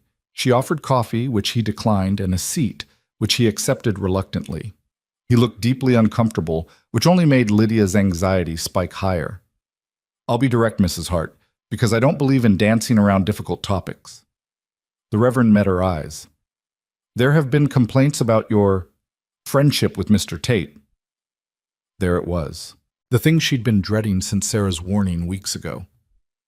"What kind of complaints?" Lydia kept her voice steady. "That it's inappropriate for an unmarried woman, particularly one in a position of moral authority over children, to be entertaining a bachelor. Alone. Regularly." He held up a hand before she could protest. "I'm not saying I agree with these complaints. I'm simply informing you that they've been made, and they're gaining traction. Mr. Tate and I have done nothing improper. He's my student. I'm teaching him to read in exchange for help with my homestead. It's a simple arrangement." "I believe you," Reverend Matthews said gently. "But perception matters, Mrs. Hart. Especially for someone in your position. You're already divorced, which was enough to make some board members hesitant about hiring you. If you're seen as carrying on with a man outside of marriage..." "Carrying on?" Lydia's voice rose despite her best efforts to control it. "I'm teaching him his letters, for God's sake. How is that carrying on? It's not about what's actually happening. It's about what people think is happening, or what they can be convinced is happening by those who wish you ill." Understanding dawned, cold and bitter. "Grant." The Reverend's expression confirmed it.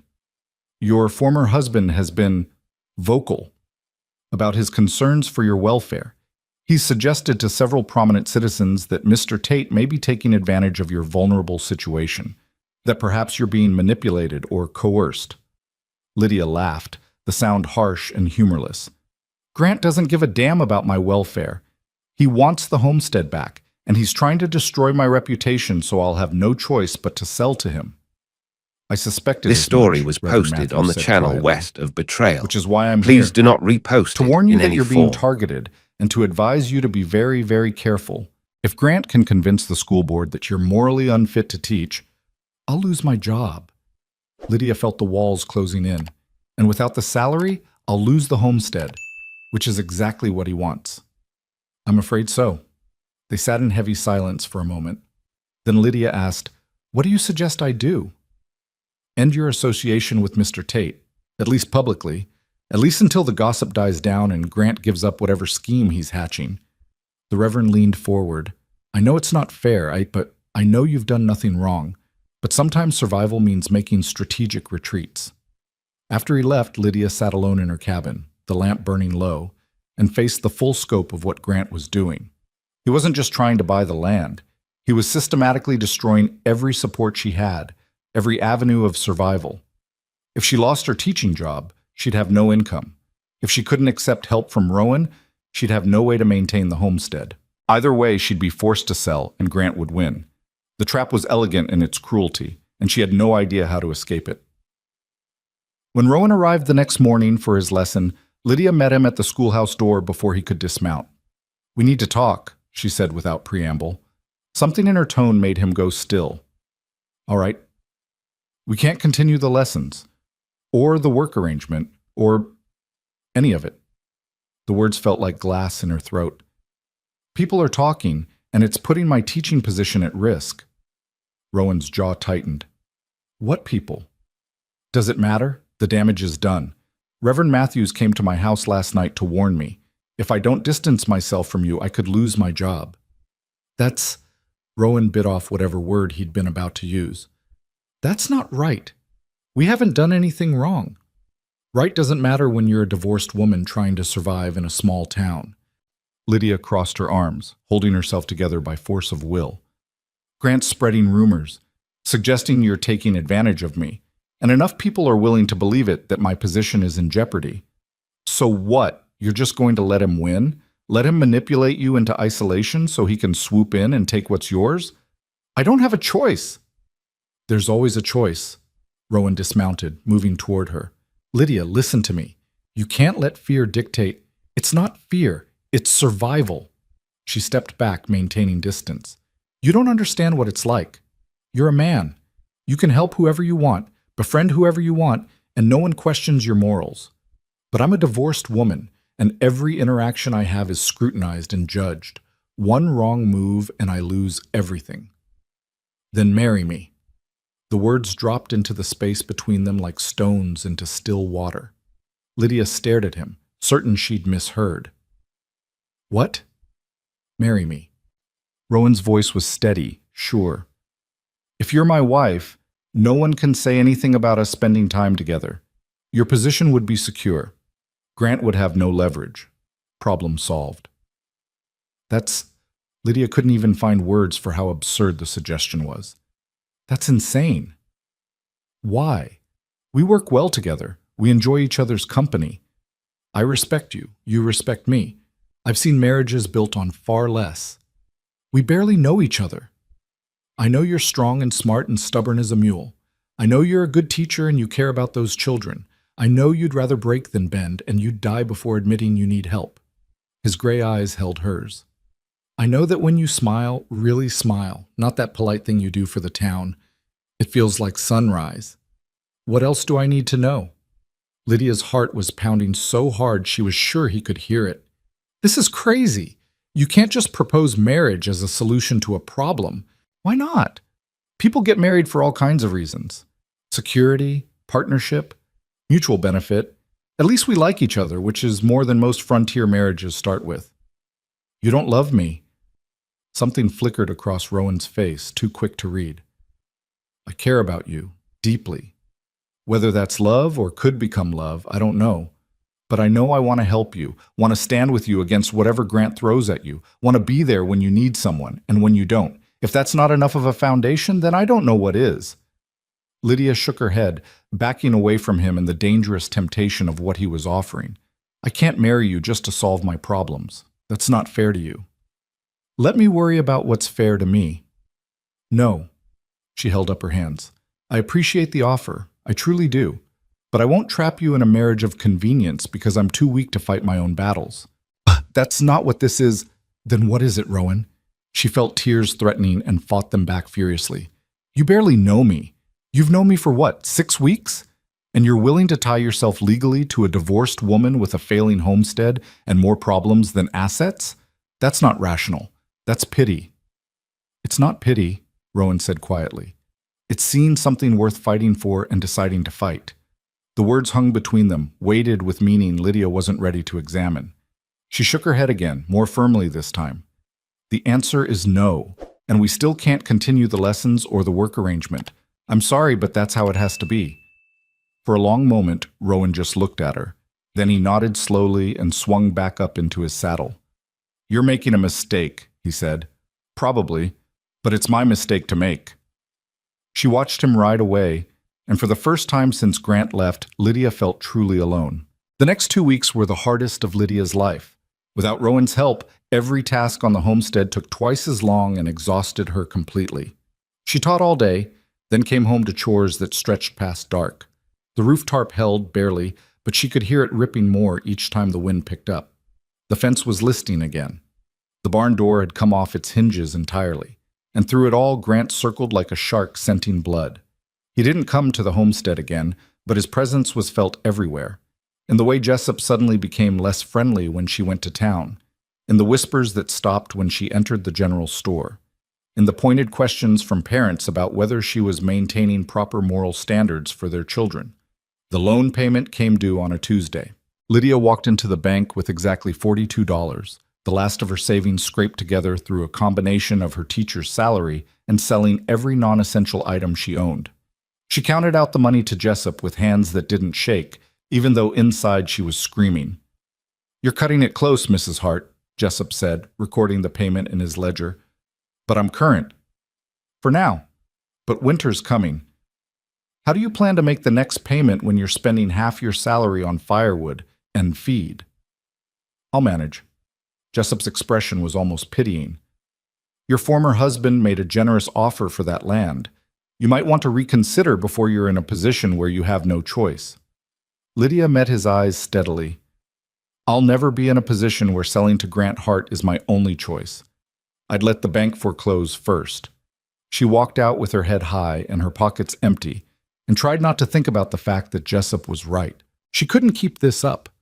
The mathematics were brutal and unforgiving, and no amount of pride would change them. That night, alone in her cabin with the tarp flapping overhead and the wind howling through gaps she couldn't afford to seal, Lydia finally let herself break. She curled up on her bed and cried for the girl who'd believed in happy endings, for the woman who'd thought love was enough, for the future she'd imagined that had crumbled to dust in her hands.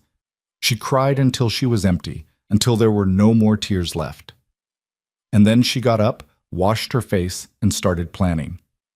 If Grant wanted to destroy her through gossip and manipulation, then she'd need allies, people who believed in her, who would stand with her against the whispers. She'd need to be above reproach in every way, the perfect teacher, the perfect neighbor, the perfect example of frontier womanhood. She'd need to be so good at her job that firing her would be unthinkable. It was a gamble, a desperate, exhausting gamble. But it was all she had. The next morning, she arrived at the schoolhouse an hour early and stayed 2 hours late. She planned lessons that were engaging and educational. She started a lending library with books from her own collection. She organized a spelling bee that had the whole town talking. She helped struggling students after hours, visited parents to discuss their children's progress, made herself indispensable. And slowly, gradually, the tide began to turn. Parents who'd been suspicious started praising her teaching. Students who'd been sullen became engaged. Even Jessup grudgingly admitted that the children seemed to be learning more than they had under Miss Porter. But it came at a cost. Lydia was exhausted constantly, running on determination and coffee and very little sleep. The homestead suffered from her neglect, the garden withering, the animals getting the bare minimum of care, repairs piling up faster than she could handle them. She saw Rowan sometimes, around town. He'd nod politely, keep his distance, respect the boundaries she'd drawn. but his eyes always held a question she couldn't answer, and every time their paths crossed, This she story felt the was loss of his posted on the steady channel presence West like an of ache in her Betrayal. chest. Please do not 3 weeks repost after it she'd in any ended their form. arrangement, Lydia came home to find Grant waiting on her porch. "You look terrible," he said by way of greeting. Lydia was too tired to be angry. "What do you want, Grant?" "To make you see reason." He stood, and she noticed he looked thinner, desperate in a way that made her wary. "Lydia, I need this sale. I've got debts, people I owe money to, people who aren't patient. If I can sell this land, I can pay them off and start fresh, please." "No." "I'll give you $300. That's more than twice what this place is worth."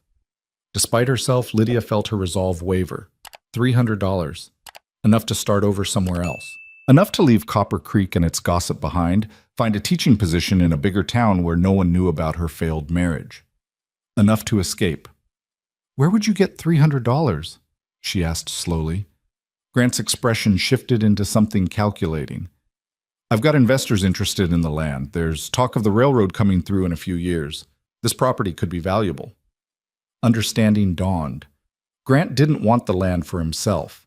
He wanted to flip it for profit, make money off the homestead they'd built together while she walked away with a fraction of its future value.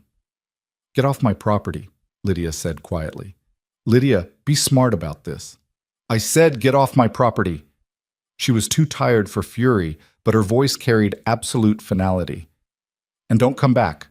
Next time I'll have the sheriff remove you." Grant's face contorted with rage.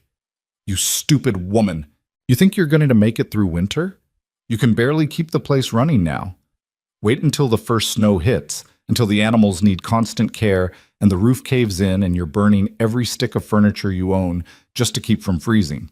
Then we'll see how proud you are."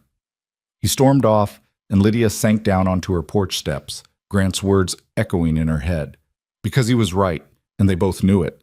She was holding on by her fingernails, and winter would be the test she might not pass. But she'd meant what she said. She'd freeze before she'd sell to him, even if freezing was looking more and more likely. The first frost came early that year, turning the world silver and brittle overnight.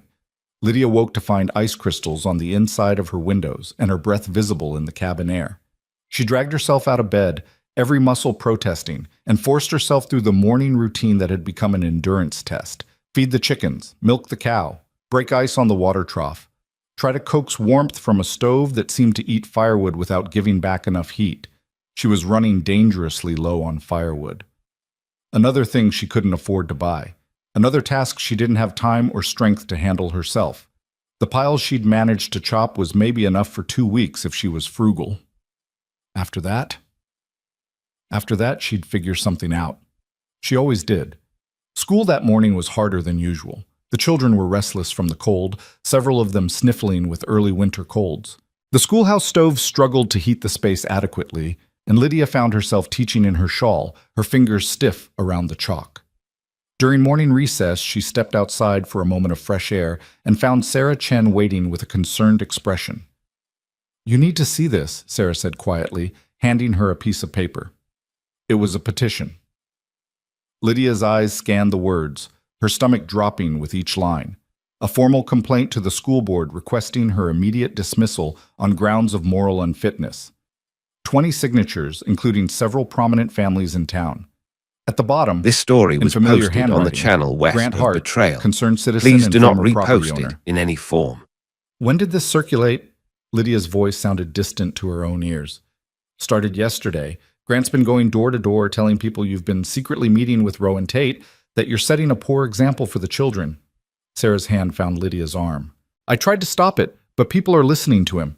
He's very persuasive when he wants to be." "Of course he is."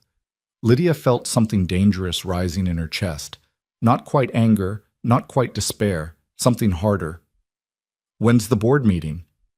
"Tomorrow night, 7 o'clock at the church." Sarah squeezed her arm. "Lydia, you need to prepare a defense.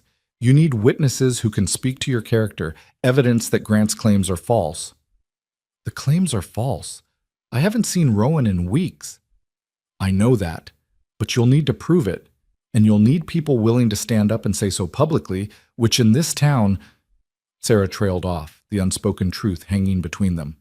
"In this town, People were more likely to believe the worst than risk their own reputations defending someone already tainted by scandal. Lydia folded the petition carefully and tucked it into her pocket. Thank you for warning me. She made it through the rest of the school day on autopilot, teaching lessons she barely registered, maintaining discipline through sheer force of will. When the final student left, she locked the schoolhouse door and sat down at her desk, the petition spread out before her. 20 signatures. 20 families who'd decided she was morally unfit to teach their children based on Grant's lies.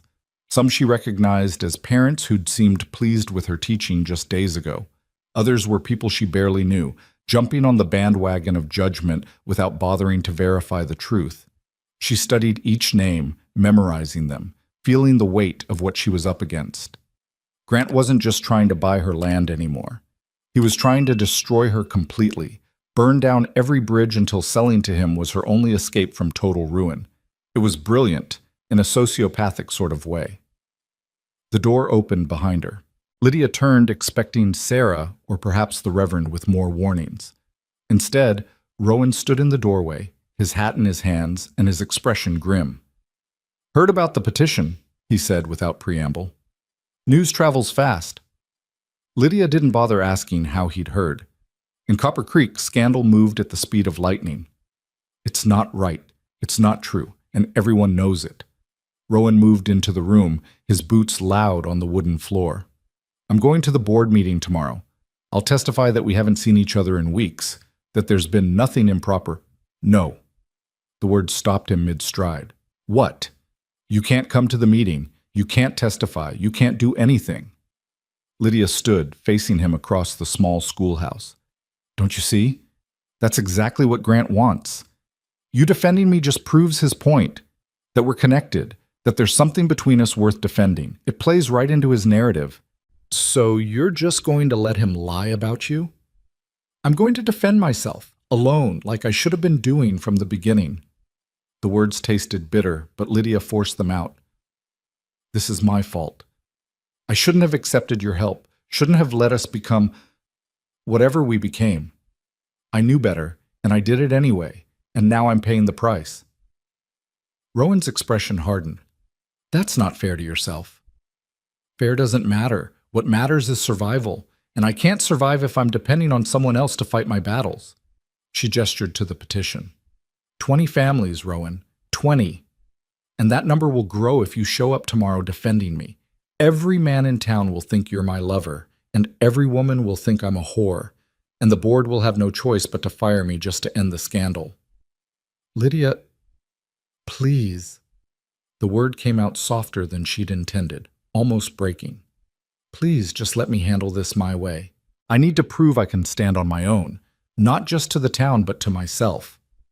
For a long moment, Rowan just looked at her, then he nodded slowly, his jaw tight. All right, I'll stay away from the meeting. Thank you. He turned to leave, then paused at the door. For what it's worth, you're the strongest person I know. You don't need to prove that to anyone. After he left, Lydia sat alone in the darkening schoolhouse and tried to believe him. That night, she barely slept. She lay awake composing arguments, anticipating questions, preparing for every possible attack Grant might launch. By the time dawn broke, she had her defense plan down to the last detail. She would be calm, rational, unshakable. She would present facts, not emotions. She would prove that she was exactly what this town needed in a teacher, and Grant Hart was a liar trying to manipulate them all. It was a good plan. She just hoped it would be enough. The church was packed when Lydia arrived the next evening. Every pew filled, people standing against the walls, all of them there to watch her either vindicate herself or be destroyed. She walked down the center aisle with her spine straight and her chin up, refusing to let them see her fear. The school board sat at the front, Jessup, Reverend Matthews, and Sarah Chen. Jessup looked uncomfortable. Sarah looked sympathetic. The Reverend's expression was carefully neutral. Grant sat in the front pew, looking prosperous and concerned in equal measure, the perfect image of a worried former husband trying to protect the community from a woman of questionable morals. Lydia wanted to slap him. This meeting of the Copper Creek School Board is now in session, Jessup announced. We're here to address concerns raised by multiple citizens regarding the moral fitness of Mrs. Lydia Hart to continue in her position as school teacher, Mrs. Hart, you've seen the petition? I have. And you understand the nature of the accusations? I do. They're lies. Lydia kept her voice level. Mr. Hart has made false claims about my relationship with Mr. Rowan Tate in an attempt to damage my reputation and force me out of my position. That's a serious accusation, Jessup said. Can you prove they're false? Can he prove they're true? Lydia countered. I'm being accused based on gossip and speculation, not facts. The burden of proof should be on my accusers, not on me to prove a negative. She doesn't deny knowing Mr. Tate, Grant interjected smoothly. Doesn't deny spending time alone with him, unchaperoned. Multiple people have seen him at her homestead, at the schoolhouse, riding with her on the road. Mr. Tate was my student, Lydia said clearly. I was teaching him to read. We met at the schoolhouse during daylight hours for lessons, nothing more. As for him helping at my homestead, he was performing repairs in exchange for continued instruction. It was a business arrangement, completely proper. A business arrangement that required him to spend the night at your cabin? Grant's smile was poisonous. Tom Bishop saw his horse tied to your porch past midnight during that storm in September. The murmur that went through the crowd was like wind through wheat. Lydia felt her face flush, but she held her ground. Mr. Tate helped me secure my roof during a dangerous storm. By the time the work was finished, the weather was too severe for safe travel. He slept on my settee, fully clothed, and left at first light. If Mr. Bishop saw his horse there, he also saw that Mr. Tate's horse was the only horse. Rowan never entered my bedroom, and nothing improper occurred. Can you prove that? Jessup asked quietly. Can anyone prove it didn't? Lydia looked around the room. I'm being tried based on speculation and innuendo. Yes, Rowan Tate helped me. Yes, we spent time together. But we have done nothing wrong.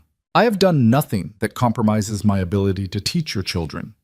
You're divorced, someone called from the back. That alone shows poor moral character. I'm divorced because my husband abandoned me for another woman after stealing our savings. Lydia's voice rang out clear and strong. I'm divorced because I refuse to accept adultery and betrayal as the price of maintaining a marriage. If that shows poor moral character, then I'm proud to be deficient.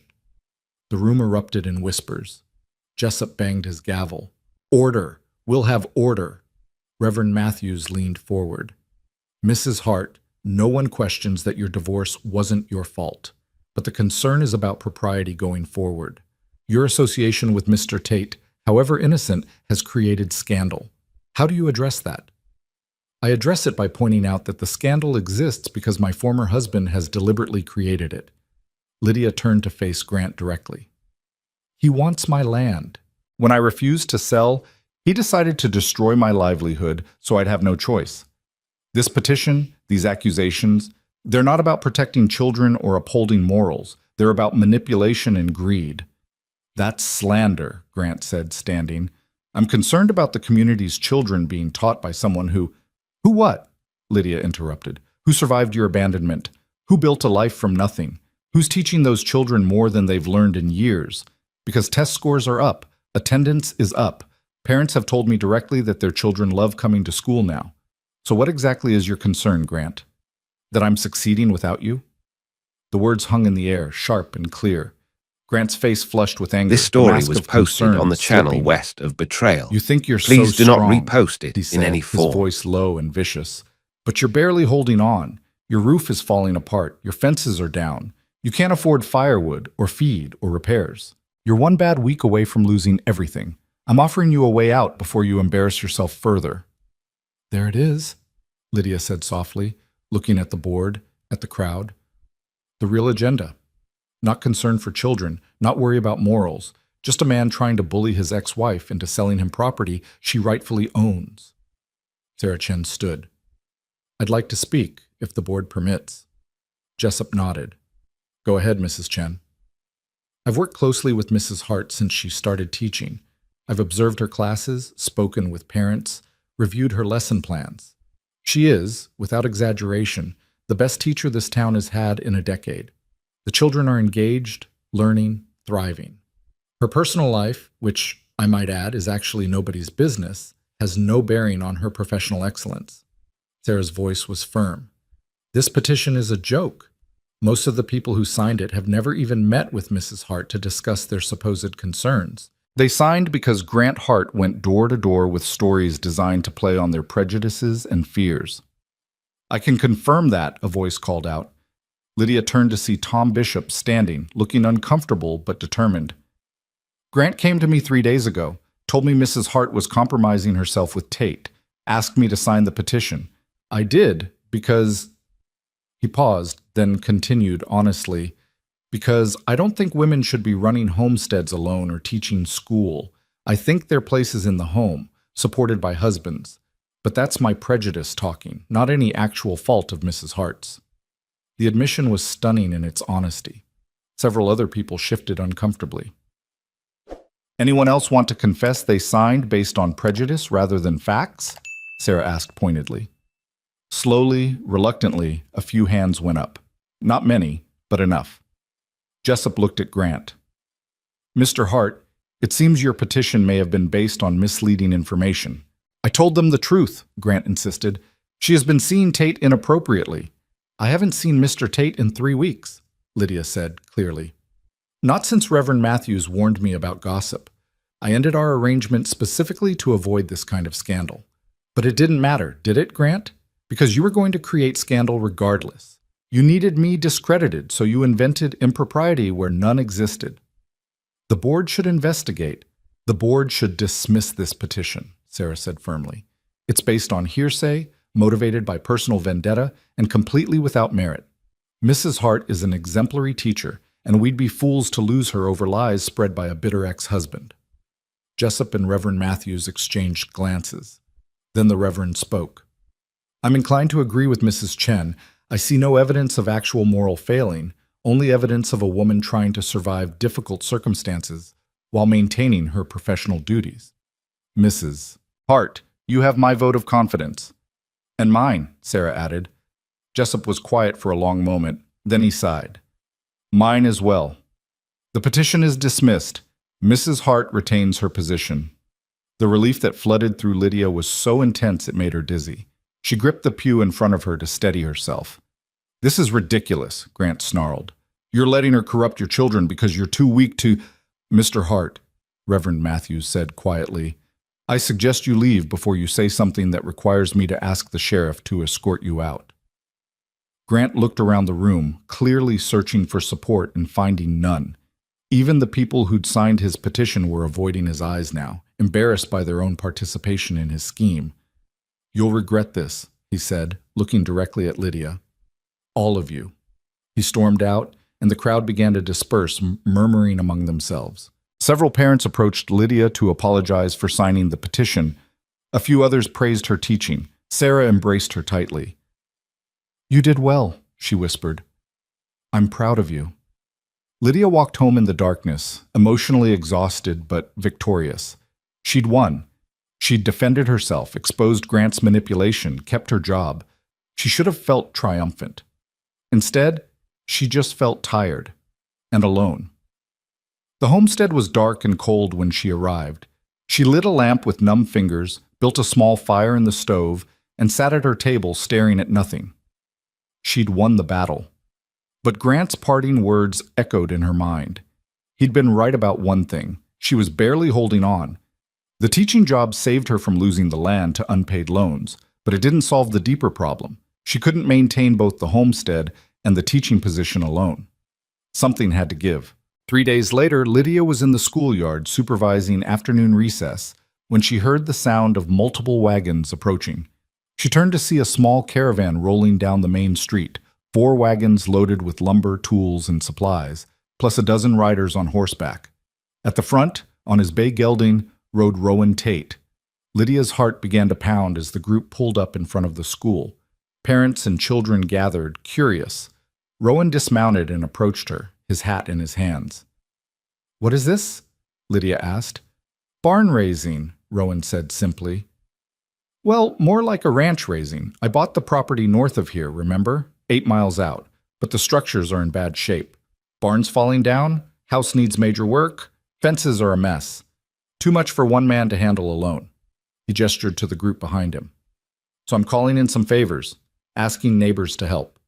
Lydia looked at the assembled crowd. Tom Bishop was there along with his ranch hands. The Morrison family. Several other families from town. Even Reverend Matthews had come, dressed in work clothes and carrying a hammer. "I don't understand," Lydia said slowly. "Why are you telling me this?" "Because we could use another pair of hands," Rowan said. "If you're willing, Saturday, dawn to dusk. Hard work, but there'll be food and company." His gray eyes held hers. "And because I wanted you to see something." "See what?"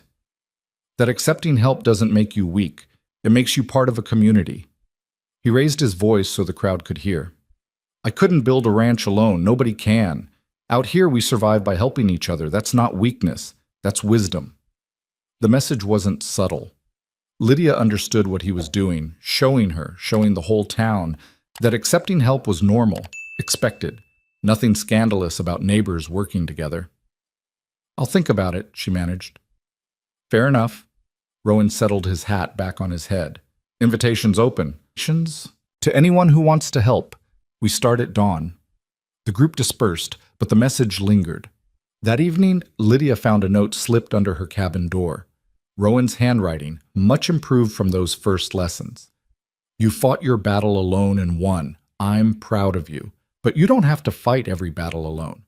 Sometimes the bravest thing is letting people stand with you." RT. Saturday morning dawned clear and cold. Lydia dressed in her work clothes, braided her hair, and hitched Bess to the wagon. She told herself she was just being neighborly, helping a community member, nothing more. But as she drove the 8 miles to Rowan's property, she knew it was more than that. The ranch was already bustling when she arrived. Men were framing a new barn while women organized food and supplies. Children ran between the work sites, carrying tools and messages. It was controlled chaos, purposeful and communal. Rowan spotted her immediately and walked over, his expression carefully neutral, but his eyes warm. "Glad you came," he said simply. "Someone has to make sure you don't build the barn crooked," Lydia replied. She spent the day working alongside people who'd judged her, signed petitions against her, whispered about her morals. But here, with hammers in hand and a shared goal, none of that mattered. Tom Bishop showed her how to properly set fence posts. Sarah Chen worked beside her organizing supplies. Reverend Matthews led a prayer before the midday meal. It was community in its purest form, people coming together for a common purpose, differences set aside in favor of shared labor.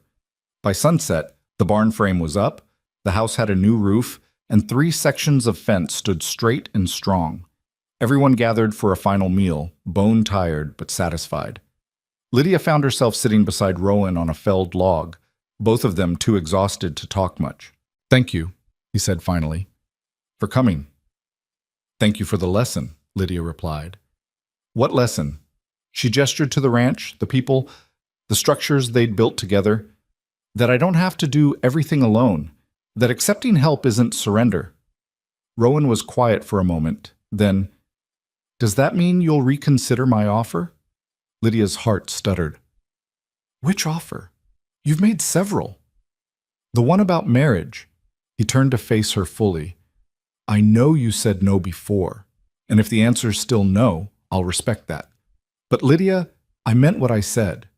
I care about you, want to build a life with you, not just because it solves your problems, but because I think we could be good together, partners, equals." "Rowan, This story was I'm not posted on the asking you to channel answer West right of now," Betrayal. he interrupted Please do not gently. repost it "I'm in just any asking you form. to think about it. Really think about it, without Grant's manipulation hanging over you, without the fear of scandal or the pressure of survival. Just consider whether you might want the same thing I do." Lydia looked at him, this weathered cowboy who'd seen her at her worst and stayed, who'd helped without keeping score, who'd given her space when she needed it and support when she'd let him, who'd never once made her feel weak for needing help or broken for being divorced, who looked at her like she was gold, not dust. "I'll think about it," she said softly. And for the first time in months, she meant it. The thinking lasted 3 days. 3 days of Lydia going through the motions of teaching, of maintaining her homestead, of lying awake at night staring at the ceiling and weighing every argument for and against what Rowan had offered. On one side, independence, pride, the satisfaction of proving she could survive alone, the fear of being hurt again, of trusting someone who might leave, of becoming dependent on a man who could wield that dependence as a weapon. On the other side, Rowan, his steady presence, his quiet strength, the way he made her laugh when she'd forgotten how, the possibility of partnership instead of solitude, of building something together instead of merely surviving apart. By the third night, Lydia realized she wasn't actually weighing the decision anymore. She was just scared. Scared of wanting something again after Grant had taught her that wanting led to pain. Scared of admitting she'd been wrong about needing to do everything alone. Scared of the simple, terrifying truth that she'd fallen in love with Rowan Tate somewhere between those first reading lessons and his quiet declaration in the storm. She'd fallen in love, and love had destroyed her once before. But Rowan wasn't Grant. She knew that, had known it from the beginning. Grant had taken, Rowan gave, Grant had diminished her. Rowan saw her strength and celebrated it instead of fearing it. Grant had left when things got hard. Rowan had stayed, had fought for her even when she'd pushed him away. The question wasn't whether Rowan was worth the risk. The question was whether she was brave enough to take it. On the fourth day, Lydia dismissed school early and rode out to Rowan's ranch. The barn they'd built stood solid and true. The house looked nearly habitable, and she could see him in the distance working on the last section of fence. He spotted her wagon and straightened, watching her approach with an expression that was carefully hopeful. She climbed down from the wagon, her heart pounding so hard she was sure he could hear it. "I have conditions," she said without preamble. Rowan's eyebrows rose. "For what?" "For marriage. If I say yes, I have conditions." Something lit in his eyes, but his voice stayed calm. "I'm listening. I keep teaching. I don't care if it's unconventional for a married woman. I'm good at it, and I love it, and I won't give it up. Wouldn't ask you to. I keep my homestead. We can live here at your ranch, but I want to keep my land. Maybe rent it to someone who needs it or use it for future expansion, but it stays mine. My name on the deed." "Fair enough. And this is a real partnership. Not you making all the decisions and me following along. We discuss things. We compromise. We build this life together, equal say in everything. I wouldn't want it any other way." Lydia took a breath. "And if it doesn't work, if we find out we've made a mistake, you don't get to punish me for it. No taking the ranch or my land or trying to destroy me. We part as friends or we don't part at all." Rowan stepped closer, his gray eyes serious. "Lydia, I can't promise we'll never fight or disagree or have hard times, but I can promise I'll never abandon you, never betray you, never use your trust as a weapon. And I can promise that if you're brave enough to say yes, I'll spend every day trying to be worthy of that bravery." "That's not a condition you're agreeing to," Lydia said, her voice unsteady. "No. That's a vow I'm making, whether you marry me or not." He reached out slowly, giving her time to pull away, and took her hand. "So what do you say, Lydia Hart? Will you take a chance on a cowboy who thinks you're gold?" The tears came without warning, spilling down her cheeks. But for once, they weren't tears of grief or fear or exhaustion. They were tears of relief, of hope, of finally letting herself want something again. "Yes," she whispered.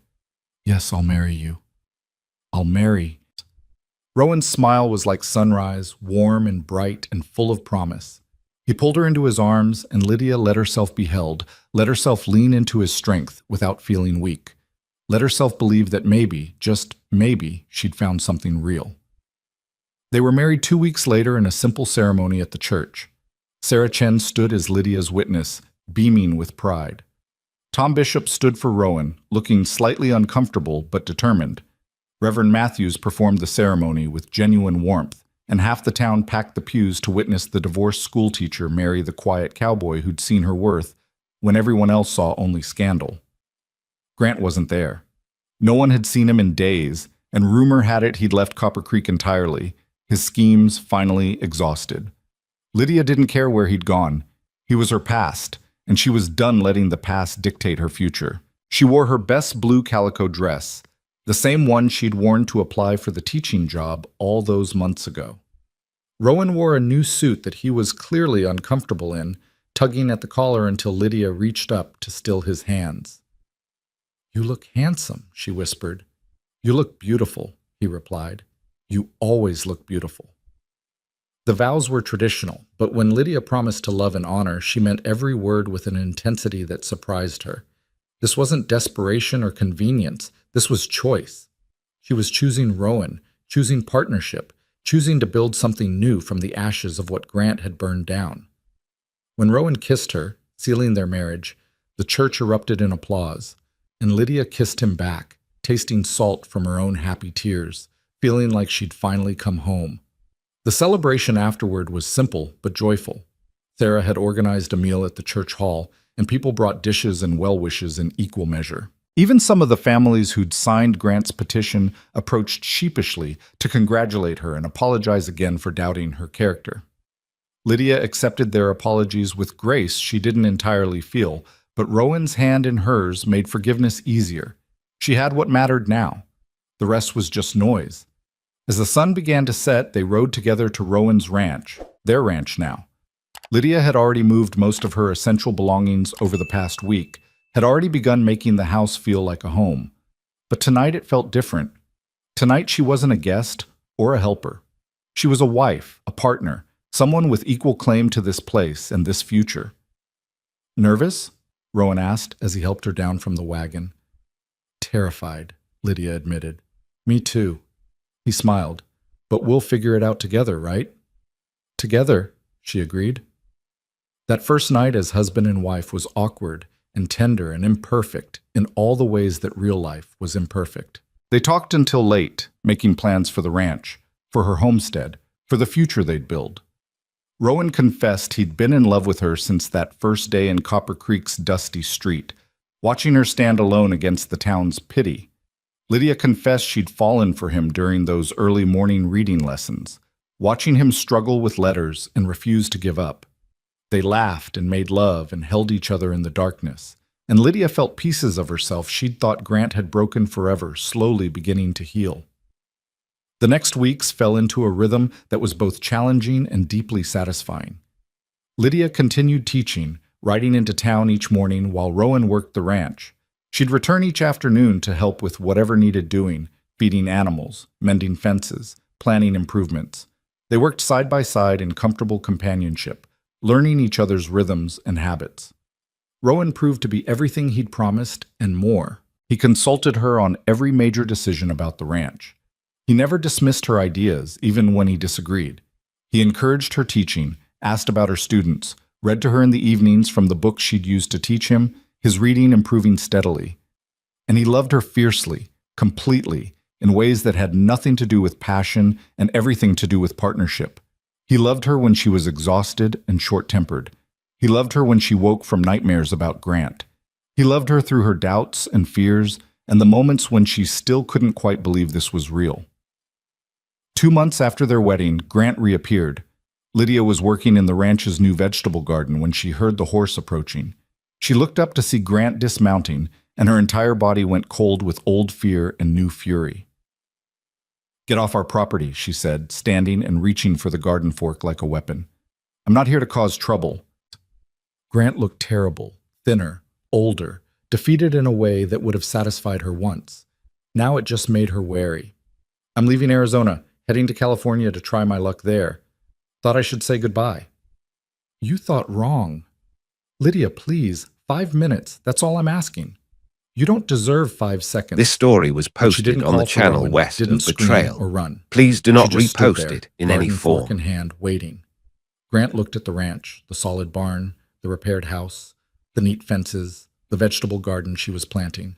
His expression twisted with something that might have been regret. "You did all right for yourself," he said finally. "No thanks to you." I know, He stopped, seemed to struggle with the words. "I made a mistake. With Isabel. With you. With everything. I thought I wanted something different, something exciting. Thought you were holding me back from being the man I was supposed to be." "And now?" Lydia's voice was flat, unforgiving. "Now I realize I was already being that man. I just didn't value it." Grant met her eyes. "You were the best thing that ever happened to me, Lydia, and I threw you away for nothing, for dust." The words should have felt like vindication, should have filled her with satisfaction at his admission of loss. Instead, Lydia just felt tired and faintly sad for the years they'd wasted together. "I hope you find what you're looking for in California," she said quietly. "I hope you become whoever you're meant to be. But Grant, you need to understand something. What we had, it wasn't gold. It was fool's gold. Pretty on the surface, but worthless underneath. I know that now." "And Tate? That's real gold?" Lydia looked toward the barn where she could see Rowan working, could hear him singing off-key while he repaired tack. She smiled despite herself. "Real gold," she confirmed. "The kind that doesn't tarnish. The kind that gets more valuable the longer you hold it." Grant was quiet for a long moment. Then he nodded, climbed back on his horse, and rode away without another word. Lydia watched him go and felt nothing but relief. That chapter of her life was finally, completely closed.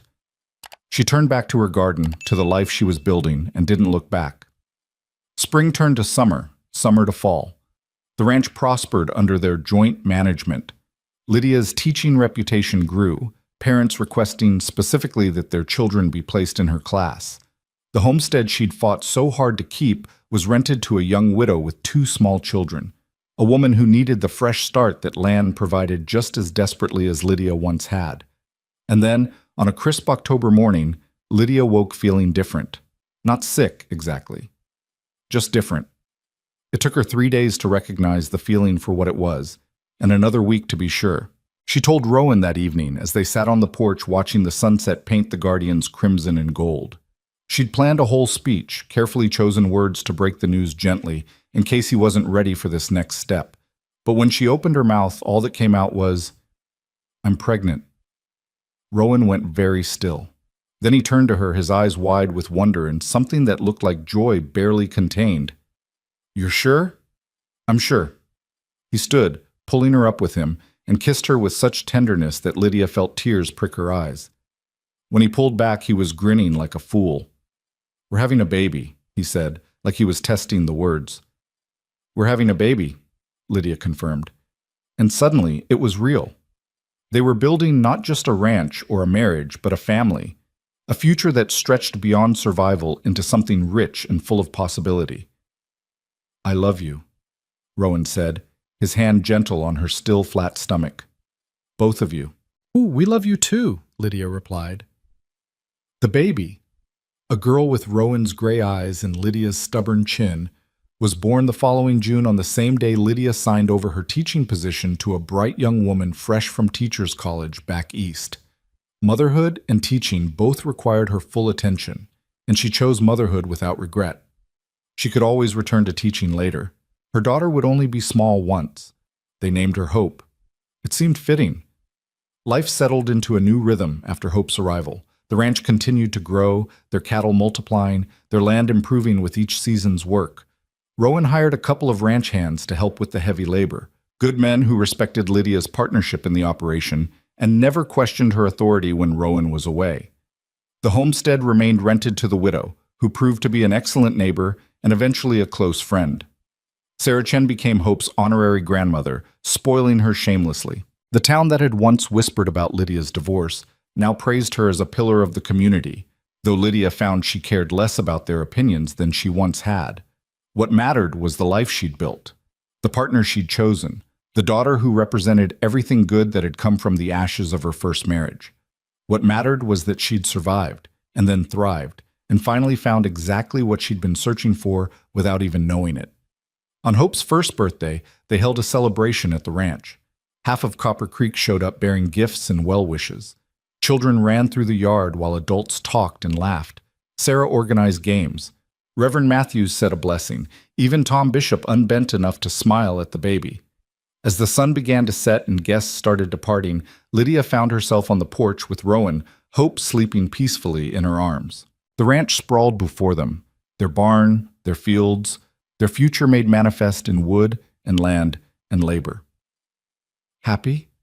Rowan asked softly. Lydia looked at her husband, her daughter, the life they'd created together. Thought about the woman she'd been a year and a half ago, standing in Copper Creek's dusty street with nothing but a deed and shattered dreams. Thought about how far she'd come, how much she'd survived, how many times she'd almost given up. thought about Grant's parting words. You were the best thing that ever happened to me, and I threw you away for dust. But he'd been wrong about one thing. She hadn't been the best thing that happened to him. She'd been wasted on him, gold poured into a vessel too flawed to hold it.